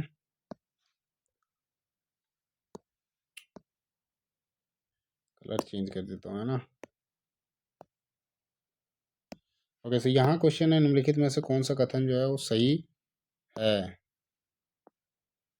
4 ऑप्शन दिए हैं, इसमें से पूछ रहा है कि कौन सा कथन जो है आपका सही है ना। सही है। तो ऊष्मा और तापमान समान भौतिक राशियाँ नहीं है। ऊष्मा एक सदिश राशि है जबकि तापमान एक अदिश राशि नहीं। ऊष्मा और तापमान अलग अलग भौतिक राशियाँ हैं। तो हाँ, तीसरा जो आपका सही उत्तर है। बाकी तब में देखोगे तो अदिश राशि या सदिश राशि या भौतिक राशि ऐसे करके है ना, जबकि इसमें आपका सही दिया हुआ है कि ऊष्मा और तापन जो है अलग अलग प्रकार की भौतिक राशियाँ हैं ना। तीसरा जो है आपका सही उत्तर है। नेक्स्ट क्वेश्चन में आते हैं। 19 नंबर क्वेश्चन है। इसमें आपका क्वेश्चन है, सामान्य प्रोटेक्टर का उपयोग प्रभावी रूप से किया जाता है। तो प्रोटेक्टर बेसिकली क्या होता है, चंदा होता है। इसमें आपके अलग अलग कोण दिए होते हैं ना, 1 से लेकर मतलब 0 से लेकर 180 डिग्री का जो होता है आप एंगल को मेजरमेंट कर सकते हैं। तो जो प्रोटेक्टर होता है सामान्य प्रोटेक्टर, इसमें कोण मापने के लिए उपयोग किया जाता है ना। तीसरा जो है आपका सही उत्तर है। नेक्स्ट क्वेश्चन में आते हैं 20 नंबर क्वेश्चन। इसमें आपका क्वेश्चन है, फ्री हैंड स्केचिंग को क्या माना जाता है। जो फ्री हैंड स्केचिंग होता है उसको जो भी आप जो आपका मतलब किसी आकृति बनाने का जो होता है ना सबसे आसान विधि माना जाता है ना, तो वही आपका फ्री हैंड स्केचिंग होता है। जैसे मैं यहाँ पे एक आदमी का बना दूँ, ऐसे बना दिया बस, एक आदमी बन गया, ये फ्री हैंड है ना। वही आकृति को व्यक्त करने की सबसे आसान विधि जो है आपका फ्री हैंड स्केचिंग को माना जाता है। चौथा जो है आपका राइट आंसर है। नेक्स्ट क्वेश्चन में आते हैं 21 नंबर क्वेश्चन। इसमें आपका क्वेश्चन है, उदाहरण दिया हुआ है 250, 2000, 1, 8, कौन सा सिद्धांत दर्शाया गया है। इसका मल्टीप्लाई 8 टाइम है ना, और सेम इसमें भी है। ये आपका प्रोपोर्शन को दिखा रखा है, समानुपात को दिखा रखा है। तो चौथा जो आपका सही उत्तर है। जो रिलेशन इससे बन रहा है 8 टाइम मल्टीप्लाई है, सेम रिलेशन इसमें भी बन रहा है ना 8 टाइम का। और ये जो बीच में है यही आपका 4 बिंदु जो दिए हुए हैं ये आपका प्रोपोर्शन का होता है, समानुपात का होता है ना, कि जैसा इसमें इन दोनों में है सेम इन दोनों में भी है। चौथा जो है आपका सही उत्तर है। नेक्स्ट क्वेश्चन में आते हैं 22 नंबर क्वेश्चन में। इसमें आपका क्वेश्चन है, 75% का दशमलव भिन्न रूप में मान कितना होता है।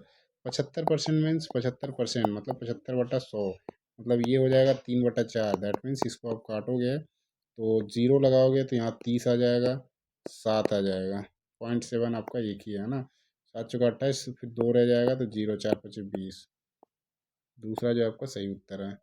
नेक्स्ट क्वेश्चन में आते हैं 23 नंबर क्वेश्चन। इसमें आपका क्वेश्चन है, जब किसी पदार्थ को गर्म किया जाता है तो उसके घनत्व पर क्या प्रभाव पड़ता है। देखो जब आप जॉब को गर्म करोगे है ना तो वो क्या होता है ना, मेल्ट होता है, तो उसका डेंसिटी में क्या प्रभाव पड़ेगा, तो उसका एरिया जो है ना, मतलब जैसे कि किसी ऑब्जेक्ट को लो, मास तो आपका सेम रहेगा, मास चेंज नहीं होगा, लेकिन वो एरिया जो है ना, वॉल्यूम जो है वो वॉल्यूम उसका बढ़ेगा। तो घनत्व का पूछ रहा है, घनत्व पर क्या होगा, तो घनत्व जो है वो आपका घटता है ना। पहला जो है आपका सही उत्तर है। किसी एक स्पेसिफिक चीज़ को नहीं बोला है, सीधे घनत्व को बोल रखा है, तो वो घटता है ना। नेक्स्ट क्वेश्चन में आते हैं 24 नंबर क्वेश्चन। इसमें आपका क्वेश्चन है which line types is use to show centroidal centroidal lines in drawing. देखो आपका एक ड्राइंग मैंने बना दिया, इसका ये सेंटर का बात कर रहा है। तो एक सिलेंडर ले लो या किसी भी चीज़ का सेंटर निकालोगे ना, तो वहाँ पे जो लाइन होती है ना वो सेंटर लाइन इस्तेमाल करी जाती है ना। और ये सेंटर लाइन जो होती है ना ये आपका होता है चैन थिन डबल डस्ट। अच्छा, कटिंग वाला बात है क्या, सेंट्रोइडल है ना, तो यहाँ पे आपका जो है इस तरह का इस्तेमाल होता है ना। और ये जो होता है चैंथिन डबल डेस्ड होता है, तो चौथा जो आपका सही उत्तर है। नेक्स्ट क्वेश्चन में आते हैं 25 नंबर क्वेश्चन में। इसमें आपका क्वेश्चन है कि डॉट टाइप एरोहेड जो होता है मुख्यतः कहाँ पे उपयोग किया जाता है, उसके बारे में पूछ रहा है। तो डॉट टाइप का जो एरोहेड होता है वो लीडर लाइनों के दिखाने के लिए इस्तेमाल किया जाता है। तो लक्षणों पर संकेत करने वाली अग्रक रेखाओं को दिखाने में उपयोग किया जाता है मुख्यतः डॉटेड टाइप एरोहेड लाइन का, है ना। तीसरा जो आपका सही उत्तर है। नेक्स्ट क्वेश्चन में आते हैं 26 नंबर क्वेश्चन।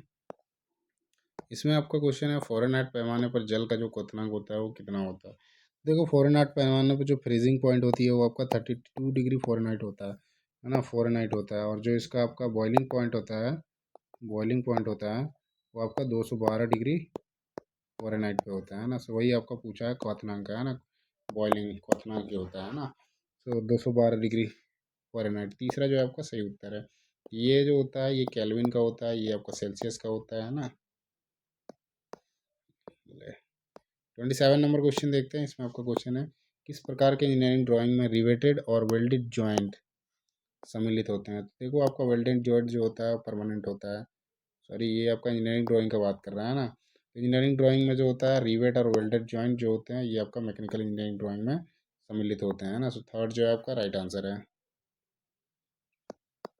28 नंबर क्वेश्चन में आते हैं। इसमें आपका क्वेश्चन है folding marks on tracing sheets are introduce. जो फोल्डिंग मार्क्स होते हैं ट्रेसिंग सीट्स में वो किस चीज़ को परिभाषित करते हैं या जानकारी देते हैं उसके बारे में पूछ रहा है। तो ये इसमें जो होता है as a guide for paper proper folding, है ना। तो किसी पेपर को व्यवस्थित तरीके से मोड़ने का जो होता है वो गाइड जो होता है आपका फोल्डिंग मार्क्स या जो आपका ट्रेसिंग सीट्स होता है उसमें इंट्रोड्यूस किया रहता है ना। सो पहला जो आपका राइट आंसर है। नेक्स्ट क्वेश्चन में आते हैं 29 नंबर क्वेश्चन। इसमें आपका क्वेश्चन है ऊष्मा और तापमान के संबंध में निम्नलिखित में से कौन सा विकल्प गलत है। ऊष्मा और तापमान के संबंध में कह रहा है ना, तो ये आपका दूसरा जो है ये सही लिख रखा है कि इसमें आपका किसी पदार्थ को गर्म करने पर तापमान में वृद्धि से पृथक ऊष्मा की मात्रा में कमी होती है। नहीं, किसी भी चीज़ को गर्म करो तो उसमें तो ऊष्मा की भी मात्रा जो होती है ना वो बढ़ती है। तो दूसरा जो आपका यही आपका गलत स्टेटमेंट है। नेक्स्ट क्वेश्चन में आते हैं। सो 30 नंबर क्वेश्चन है। इसमें आपका क्वेश्चन है what is the first step in sketching an ellipse for given major and minor axis. तो ये आपका देखो ये मेजर एक्सिस होता है, ये माइनर एक्सिस होता है। अब यहाँ पे इलिप्स बनाते हैं, है ना, ये इलिप्स बन गया। तो मेजर एक्सिस जो होएगा ये आपका हॉरिजेंटल होएगा और माइनर एक्सिस जो होएगा ये आपका वर्टिकल होएगा, है ना। या इंटरसेक्ट करेगा, राइट एंगल बनाएगा। तो वही है draw horizontal and vertical line intersecting at right angle. तो ये आपका एक हॉरिजेंटल है एक वर्टिकल है और दोनों एक दूसरे को 90 डिग्री पर काट रहे हैं ना। तो पहला जो है आपका सही उत्तर है। और यहाँ पे जो है आपका जो workshop calculation and engineering drawing का जो क्वेश्चन है वो समाप्त हुआ। और यहाँ से आपके क्वेश्चन स्टार्ट होते हैं एप्टीट्यूड के क्वेश्चन, है ना। 20 क्वेश्चन जो है वो एप्टीट्यूड के क्वेश्चन है, इनको देखेंगे अब। सो पहला क्वेश्चन है 6 सेंटीमीटर त्रिज्या वाले शीशे के एक ठोस गोले को 2 सेंटीमीटर त्रिज्या वाली कितनी गेंदें बनाई जा सकती है। देखो आपको इसका वॉल्यूम निकालना पड़ेगा, मतलब आयतन। तो 6 सेंटीमीटर वाले का निकालते हैं तो इसका आपका आयतन जो होता है 4/3 पाई, इसको बड़ा आर मान लेते हैं क्यूब। इधर भी कर देते हैं 4/3 क्योंकि 2 सेंटीमीटर का बनाना है ना, पाई आर क्यूब, है ना। अब इसमें से 4 पाई और ये 3 पाई वाला तो कट जाएगा, है ना। बचेगा आर क्यूब और आर क्यूब। तो आर क्यूब का मान यहाँ पे 6 का लगा देते हैं। 6 × 6 × 6 बराबर इधर 2 सेंटीमीटर वाला कि 2 × 2 × 2। इसको काट दो, ये 3 बार में गया, इससे इसको काट दो, ये भी 3 बार में गया, और इससे इसको काट दो, ये भी 3 3 × 3 = 9 9 × 27। तो आपका 27 छोटी गेंदें बनाई जा सकती है 6 सेंटीमीटर त्रिज्या वाले जो शीशे का एक गोला है उससे, है ना। 27 जो है आपका सही उत्तर है। पहला जो है आपका राइट आंसर है। ओके, सो नेक्स्ट क्वेश्चन देखते हैं। सो अगला जो क्वेश्चन है, दूसरा क्वेश्चन, इसमें आपका सिंपल रीजनिंग का क्वेश्चन है, इसमें यहीं से निकल जाएगा। देखो डिफरेंस देखो तो 30 का डिफरेंस है, इसमें भी 30 का डिफरेंस है, तो अगला 30 का ही डिफरेंस देखना है। तो इसमें आपका 30 का डिफरेंस है ना, 30 का डिफरेंस है दोनों के बीच में। इसमें देखो 54 और 84 के बीच में 30 का है, इसमें आपका 62 से 92 इसमें 30 का है, और इसमें भी आपका 30 का है। इसमें आपका 29 का है, इसमें जो है आपका 20 का है, इसमें आपका 18 और 22 40 का है ना। तो इन दोनों के जैसा आपका इसमें हो रहा है, तो चौथा नंबर जो है ये सही उत्तर है। नेक्स्ट आते हैं थर्ड नंबर क्वेश्चन। इसमें भी कुछ ऐसा ही है, इसमें जो रिलेशन है वही सेम रिलेशन इसमें है, सेम रिलेशन अगले में ढूंढना है। तो इसमें देखते हैं 136 से 176, मतलब इसमें 40 का ऐड किया है ना, देन यहाँ से फिर से 40 को ऐड किया है, और फिर यहाँ पे फिर से 40 को ऐड किया है, 40 40 का ऐड किया है। इसमें देख लेते हैं अब 45 85, इसमें 40 ऐड किया है, इसमें भी आपका 40 का ऐड किया है, और इसमें भी आपका 40 ऐड किया है, मतलब 40 का ही डिफरेंस है। इसमें देखते हैं, इसमें 40 का है, इसमें भी 40 का है, इसमें भी 40 का है। बाकी इसमें देखते हैं 40 का है, इसमें भी 40 का है, पर यहाँ पे आपका 30 का है ना। इसमें देखते हैं, इसमें आपका 40 का है, इसमें 40 का है, पर इसमें जो है आपका 50 का है। पहला जो है आपका सही उत्तर है। नेक्स्ट क्वेश्चन आता है 4 नंबर क्वेश्चन। ये कथन और निष्कर्ष का क्वेश्चन है। तो इसमें आपका क्वेश्चन है, कुछ मोती जो हैं वो आपके, कुछ मोती जो हैं वो कैमरे हैं, सभी मूर्तियां कैमरे हैं, मूर्तियां सभी जो हैं वो कैमरे हैं। अब पहला स्टेटमेंट देखते हैं, इसमें आपका पूछा है कुछ मोती मूर्तियां हैं, मतलब ये कुछ मोती जो हैं ये मूर्तियां हैं, पॉसिबिलिटी नहीं है। सभी कैमरे मूर्तियां हैं, सभी कैमरे मूर्तियां, ना ना ये भी पॉसिबल नहीं, क्योंकि मूर्तियां जो है, अब सभी मूर्तियां कैमरे हैं, तो कैमरे सारे के सारे मूर्ति कैसे हो जाएंगे, है ना। तो पहला जो है यही सही उत्तर है, कि ना ही 1 नंबर और ना ही 2 नंबर जो है इस कथन को फॉलो करते हैं ना, निष्कर्ष निकालते हैं। सबका पहला जो है राइट आंसर है। नेक्स्ट आते हैं 5 नंबर क्वेश्चन।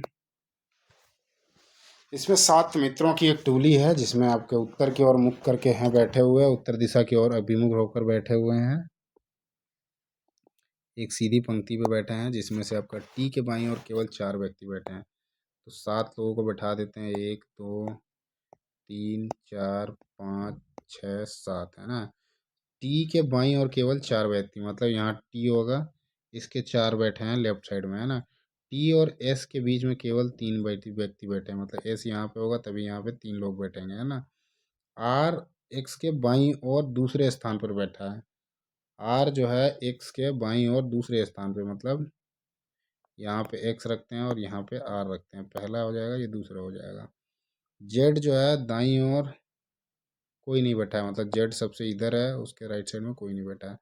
वाई जो है जेड के ठीक बाईं ओर बैठा है, तो वाई यहाँ पे हो जाएगा, है ना, पड़ोस में बैठा है।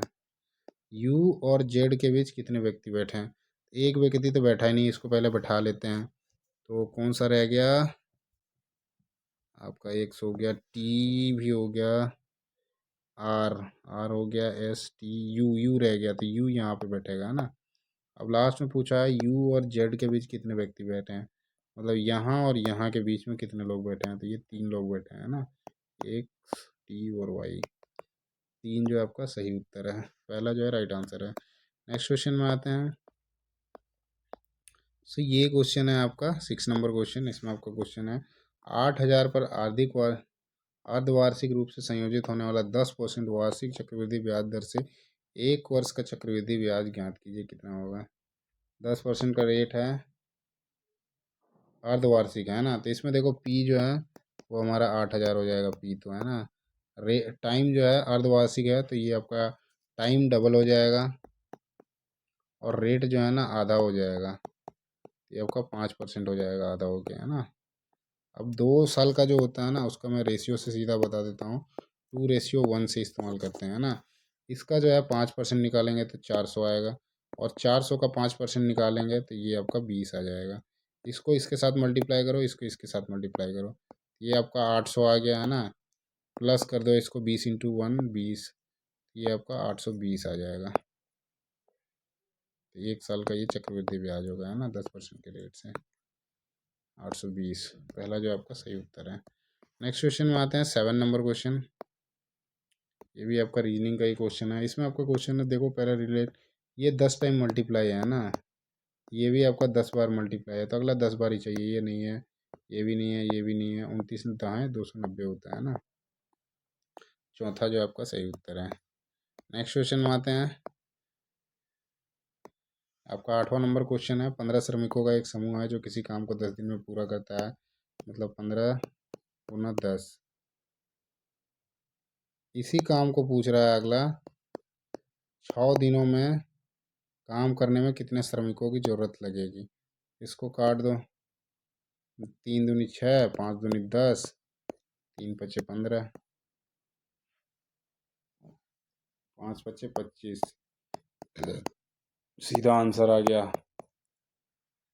ऐसे इसका फॉर्मूला लगता है। तो यहाँ जैसे मेन है ना, मेन हो जाएंगे, टाइम हो जाएगा, है ना, इज इक्वल्स टू, इधर आपका टाइम दे रखा मेन और टाइम का 6 दिन का, है ना। सेम चीज़ आपका M1 T1 कर दो, M2 T2 कर दो, ऐसे करके आप करोगे, इक्वल करोगे तो आपका एक आपका जो है श्रमिक का पूछा है तो मेल का आपका आ जाएगा, है ना। सेम चीज़ मैंने यहाँ पे वैल्यू डायरेक्ट पुट कर दिया और निकाल दिया, आपका 25 आ गया। तो 25 जो है आपका राइट आंसर है।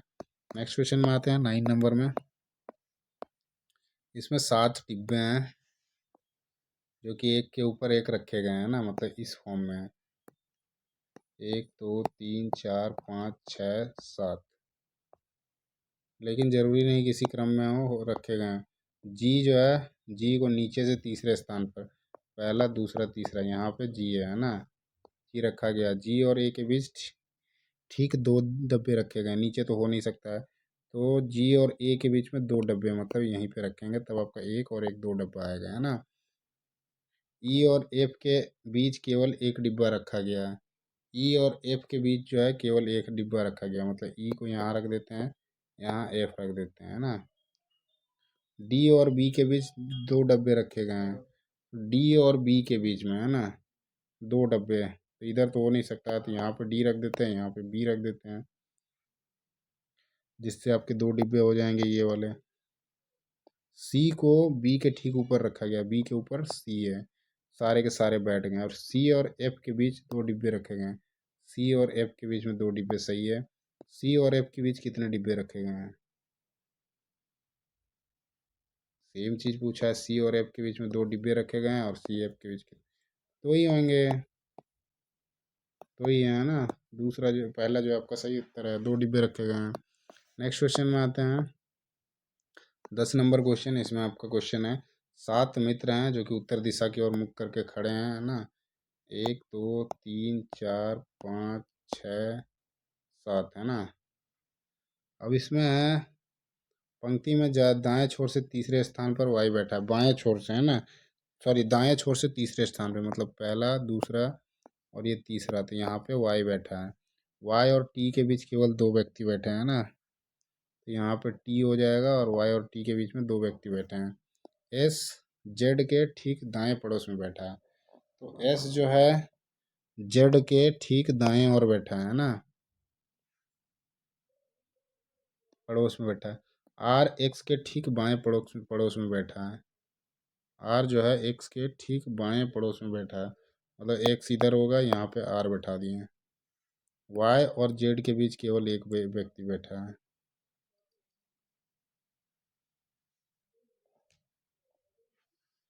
मिस्टेक हो रहा है कुछ इसमें।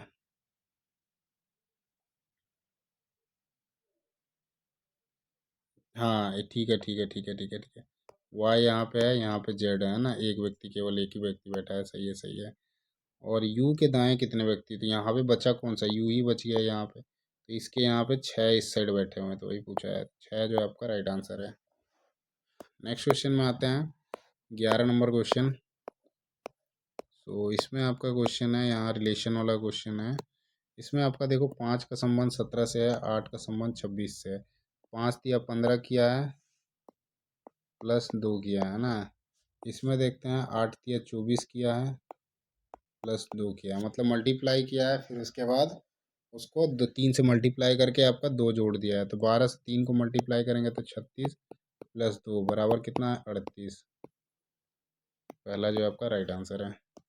नेक्स्ट क्वेश्चन में आते हैं 12 नंबर क्वेश्चन। इसमें आपका क्वेश्चन है संख्याओं 9, 16 और 54 का चतुर्थानुपाती क्या होगा। चतुर्थ अनुपाती निकालने का जो होता है एक फार्मूला होता है, जिसमें आपका जैसे ए बाई बी होता है और बी बाई सी होता है, या फिर सी बाई एक्स निकाल दो जो निकालना है। Sorry, C by X, X जो है ये आपका चतुर्थांश निकलेगा, है ना। ए बाई बी का मतलब 9/16 हो गया, बराबर ये जैसे 54 है ना, 54, और ये हमें निकालना एक्स है,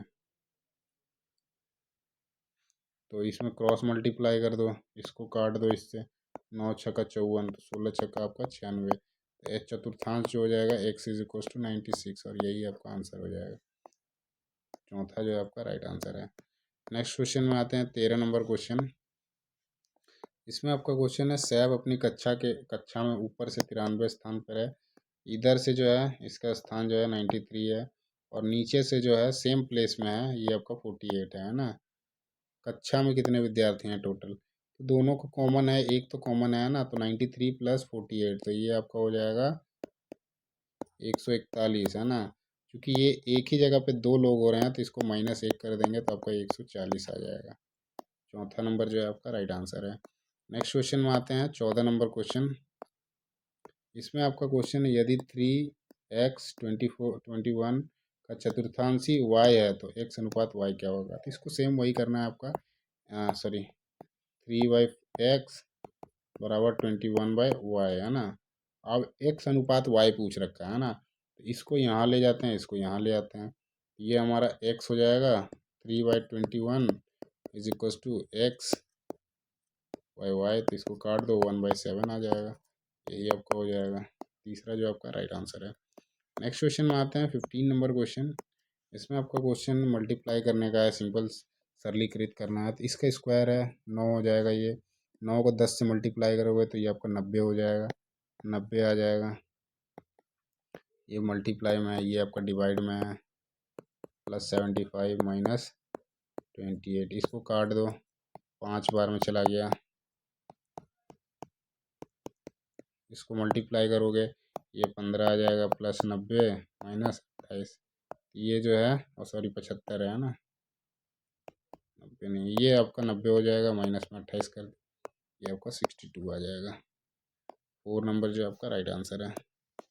नेक्स्ट क्वेश्चन में आते हैं 16 नंबर क्वेश्चन। इसमें आपका साधारण ब्याज का क्वेश्चन है, जिसमें आपका प्रिंसिपल दिया हुआ है, मूलधन जो है वो 5,000 उधार दिया है ना, 5,000 रुपये उधार दिया, जो कि 5 वर्ष बाद उसकी पूंजी का 550 रुपये अधिक प्राप्त हुआ, वार्षिक ब्याज दर निकालना। इसका फॉर्मूला लगता है आपका सिंपल इंटरेस्ट का, PRT/100 होता है ना। सो हमका पी आपका दिया हुआ है, SI हमारा 550 जो है यही आपका आया है, तो ये SI हो जाएगा 550, पी जो हमारा है वो 5500 है, रेट जो है रेट निकालना है, टाइम जो है हमारा 5 साल का दिया है, इसमें 100 को डिवाइड करो, इसको काट दो, इससे कट जाएगा ये 11 पचे 110 हो जाएगा ये, फिर ये भी कट जाएगा आपका 11 पचे 55, 5 11 55, 10 11 110, 11 दाएँ 110, कुछ मिस्टेक हो रहा है। SI is equal to PRT/100 है ना। SI हमारा 550 हो गया, बराबर P जो है 5000 हो गया, अच्छा 5500 लिख दिया था, यही गलती किया था, है ना। T जो है ये आपका टाइम 5 साल का है, डिवाइडेड बाय 100 हो गया, तो 2 जीरो गए हैं, 2 जीरो गए हैं, यहाँ से 1 जीरो, यहाँ से 1 जीरो, यहाँ से 5 से दिए तो 11 बार में गया, 5 को काटेंगे तो 2.2 आएगा, है ना, 5 से 11 को काटेंगे तो 2.2 आएगा, तो रेट आपका 2.2% हो जाएगा। चौथा जो आपका सही उत्तर है। नेक्स्ट क्वेश्चन में आते हैं 17 नंबर क्वेश्चन। इसमें आपका क्वेश्चन है ए जो है किसी काम को 10 दिन में पूरा कर सकता है, जबकि बी उससे 15 दिनों में कर सकता है। यदि ए 5 दिनों तक काम करता है और फिर बचा हुआ काम बी पूरा करता है, तो बी को पूरा किया बचा हुआ काम पूरा करने में कितने दिन लगेंगे। देखो ए का ये काम देखते हैं तो 10 दिन का काम में पूरा कर सकता है, जबकि उसी काम को जो है बी 15 दिन में कर सकता है। दोनों का निकालते हैं तो 30 आता है। ये इसकी इफिशियंसी 3 दिन की, 1 दिन का काम जो है 3 काम करता है। ये जो है आपका बी जो है वो आपका 1 दिन में 2 काम करता है ना, इसकी ये एफिशिएंसी है। ये टोटल वर्क हो गया, ये एफिशिएंसी हो गया, ये इसका टाइम हो गया। अब यहाँ पे यदि ए जो है मतलब ए जो है 5 दिन करता है, मतलब एक दिन में 3 काम करता है, तो 5 दिन में कितने काम करेगा, तो 15 काम करके वो चला गया। अब बचा कितना, 30 में से 15 माइनस करो तो 15 काम बचा हुआ है। अब इस काम को जो है बी कितने दिन में करेगा, तो बी 1 दिन में कितना 2 काम करता है, तो इस टोटल काम को करने में वो 7.5 दिन का समय लगाया। चौथा जो आपका सही उत्तर है। नेक्स्ट क्वेश्चन में आते हैं, 18 नंबर क्वेश्चन। इसमें आपका क्वेश्चन है एक्स और वाई वस्तुओं को क्रय मूल्यों का अनुपात जो है 2:5 है।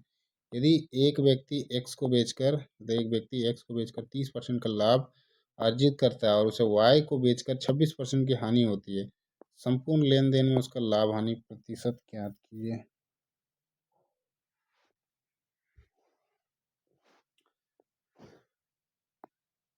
तो सबसे पहले हम क्या करते हैं, ये अनुपात है क्रय मूल्यों का, है ना, तो टोटल सीपी जो हो जाएगा हमारा 7 हो जाएगा, है ना। 7x मान लेते हैं, है ना, 2x + 3x करके 7x जो है टोटल सीपी हो गया, ये टीसीपी कर दिए। अब x को बेचकर वो 30% का लाभ कमाता है ना। चलो यहाँ पे एक्स वाई का भी निकाल लेते हैं। x जो है आपका 2x कर देते हैं, सॉरी 2p कर देता हूँ, है ना, और y जो है आपका 5p कर देता हूँ, ये 7p हो जाएगा टोटल कॉस्ट प्राइस, है ना। अब ये 30% का लाभ ले रहा है, एक्स जो है 30% का लाभ ले रहा है ना, एक्स 30% प्रॉफिट कर रहा है, तो इसका सेलिंग प्राइस निकालेंगे तो आपका ये हो जाएगा 2p1 + 30/100, है ना।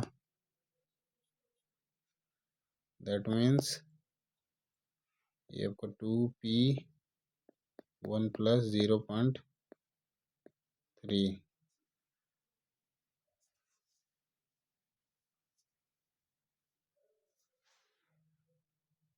तो ये 2p × 1.3 हो जाएगा, है ना। सो 2.6p हो जाएगा। ये एक एसपी तो निकल गया। एक और आपका दूसरा जो है वाई जो है वो हानि करता है ना, तो वाई का हम निकाल लेते हैं। वाई का 26% जो है लॉस है, तो वाई जो है हमारा 5p है ना, तो 5p 1 - 26/100, तो ये आपका आ जाएगा 74, 74/100, है ना। तो 5p 1 - 0.26, ये 5p × 0.74 हो जाएगा ना। इसको मल्टीप्लाई करते हैं तो ये आपका आ जाएगा 3.7p हो जाएगा ना। ये दूसरा सेलिंग प्राइस निकल गया है, SP2 आया, ये SP1 आया, है ना। अब ये दोनों को यदि जोड़ते हैं तो ये हमारा आएगा 3 2 5 6 6.3 आएगा, है ना। टोटल SP जो है वो हमारा 2.6p + 3.7p, है ना। ये हमारा जाएगा 6.713, है ना, 6.3p आ गया। अब आगे यदि निकालते हैं हम, इसके बाद टोटल प्रॉफिट एंड लॉस निकालते हैं।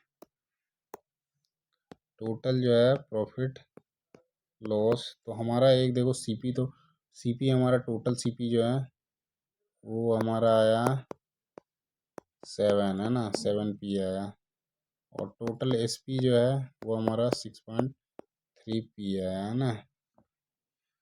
अब टोटल लॉस निकालते हैं हम। तो दोनों में देखते हैं कितना टोटल लॉस हो रहा है। तो 0.7 का है ना, इसमें इसको माइनस कर देंगे तो 0.7 पी आ जाएगा, है ना। अब लॉस परसेंट निकाल देते हैं।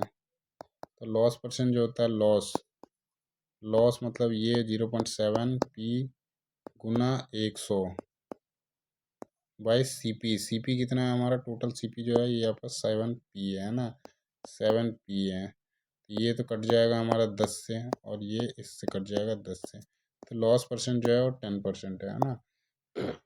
सो 4 नंबर जो है आपका राइट आंसर है। नेक्स्ट क्वेश्चन में आते हैं। सो अगला क्वेश्चन भी इसी तरह का क्वेश्चन दिख रहा है, 18 नंबर का, है ना।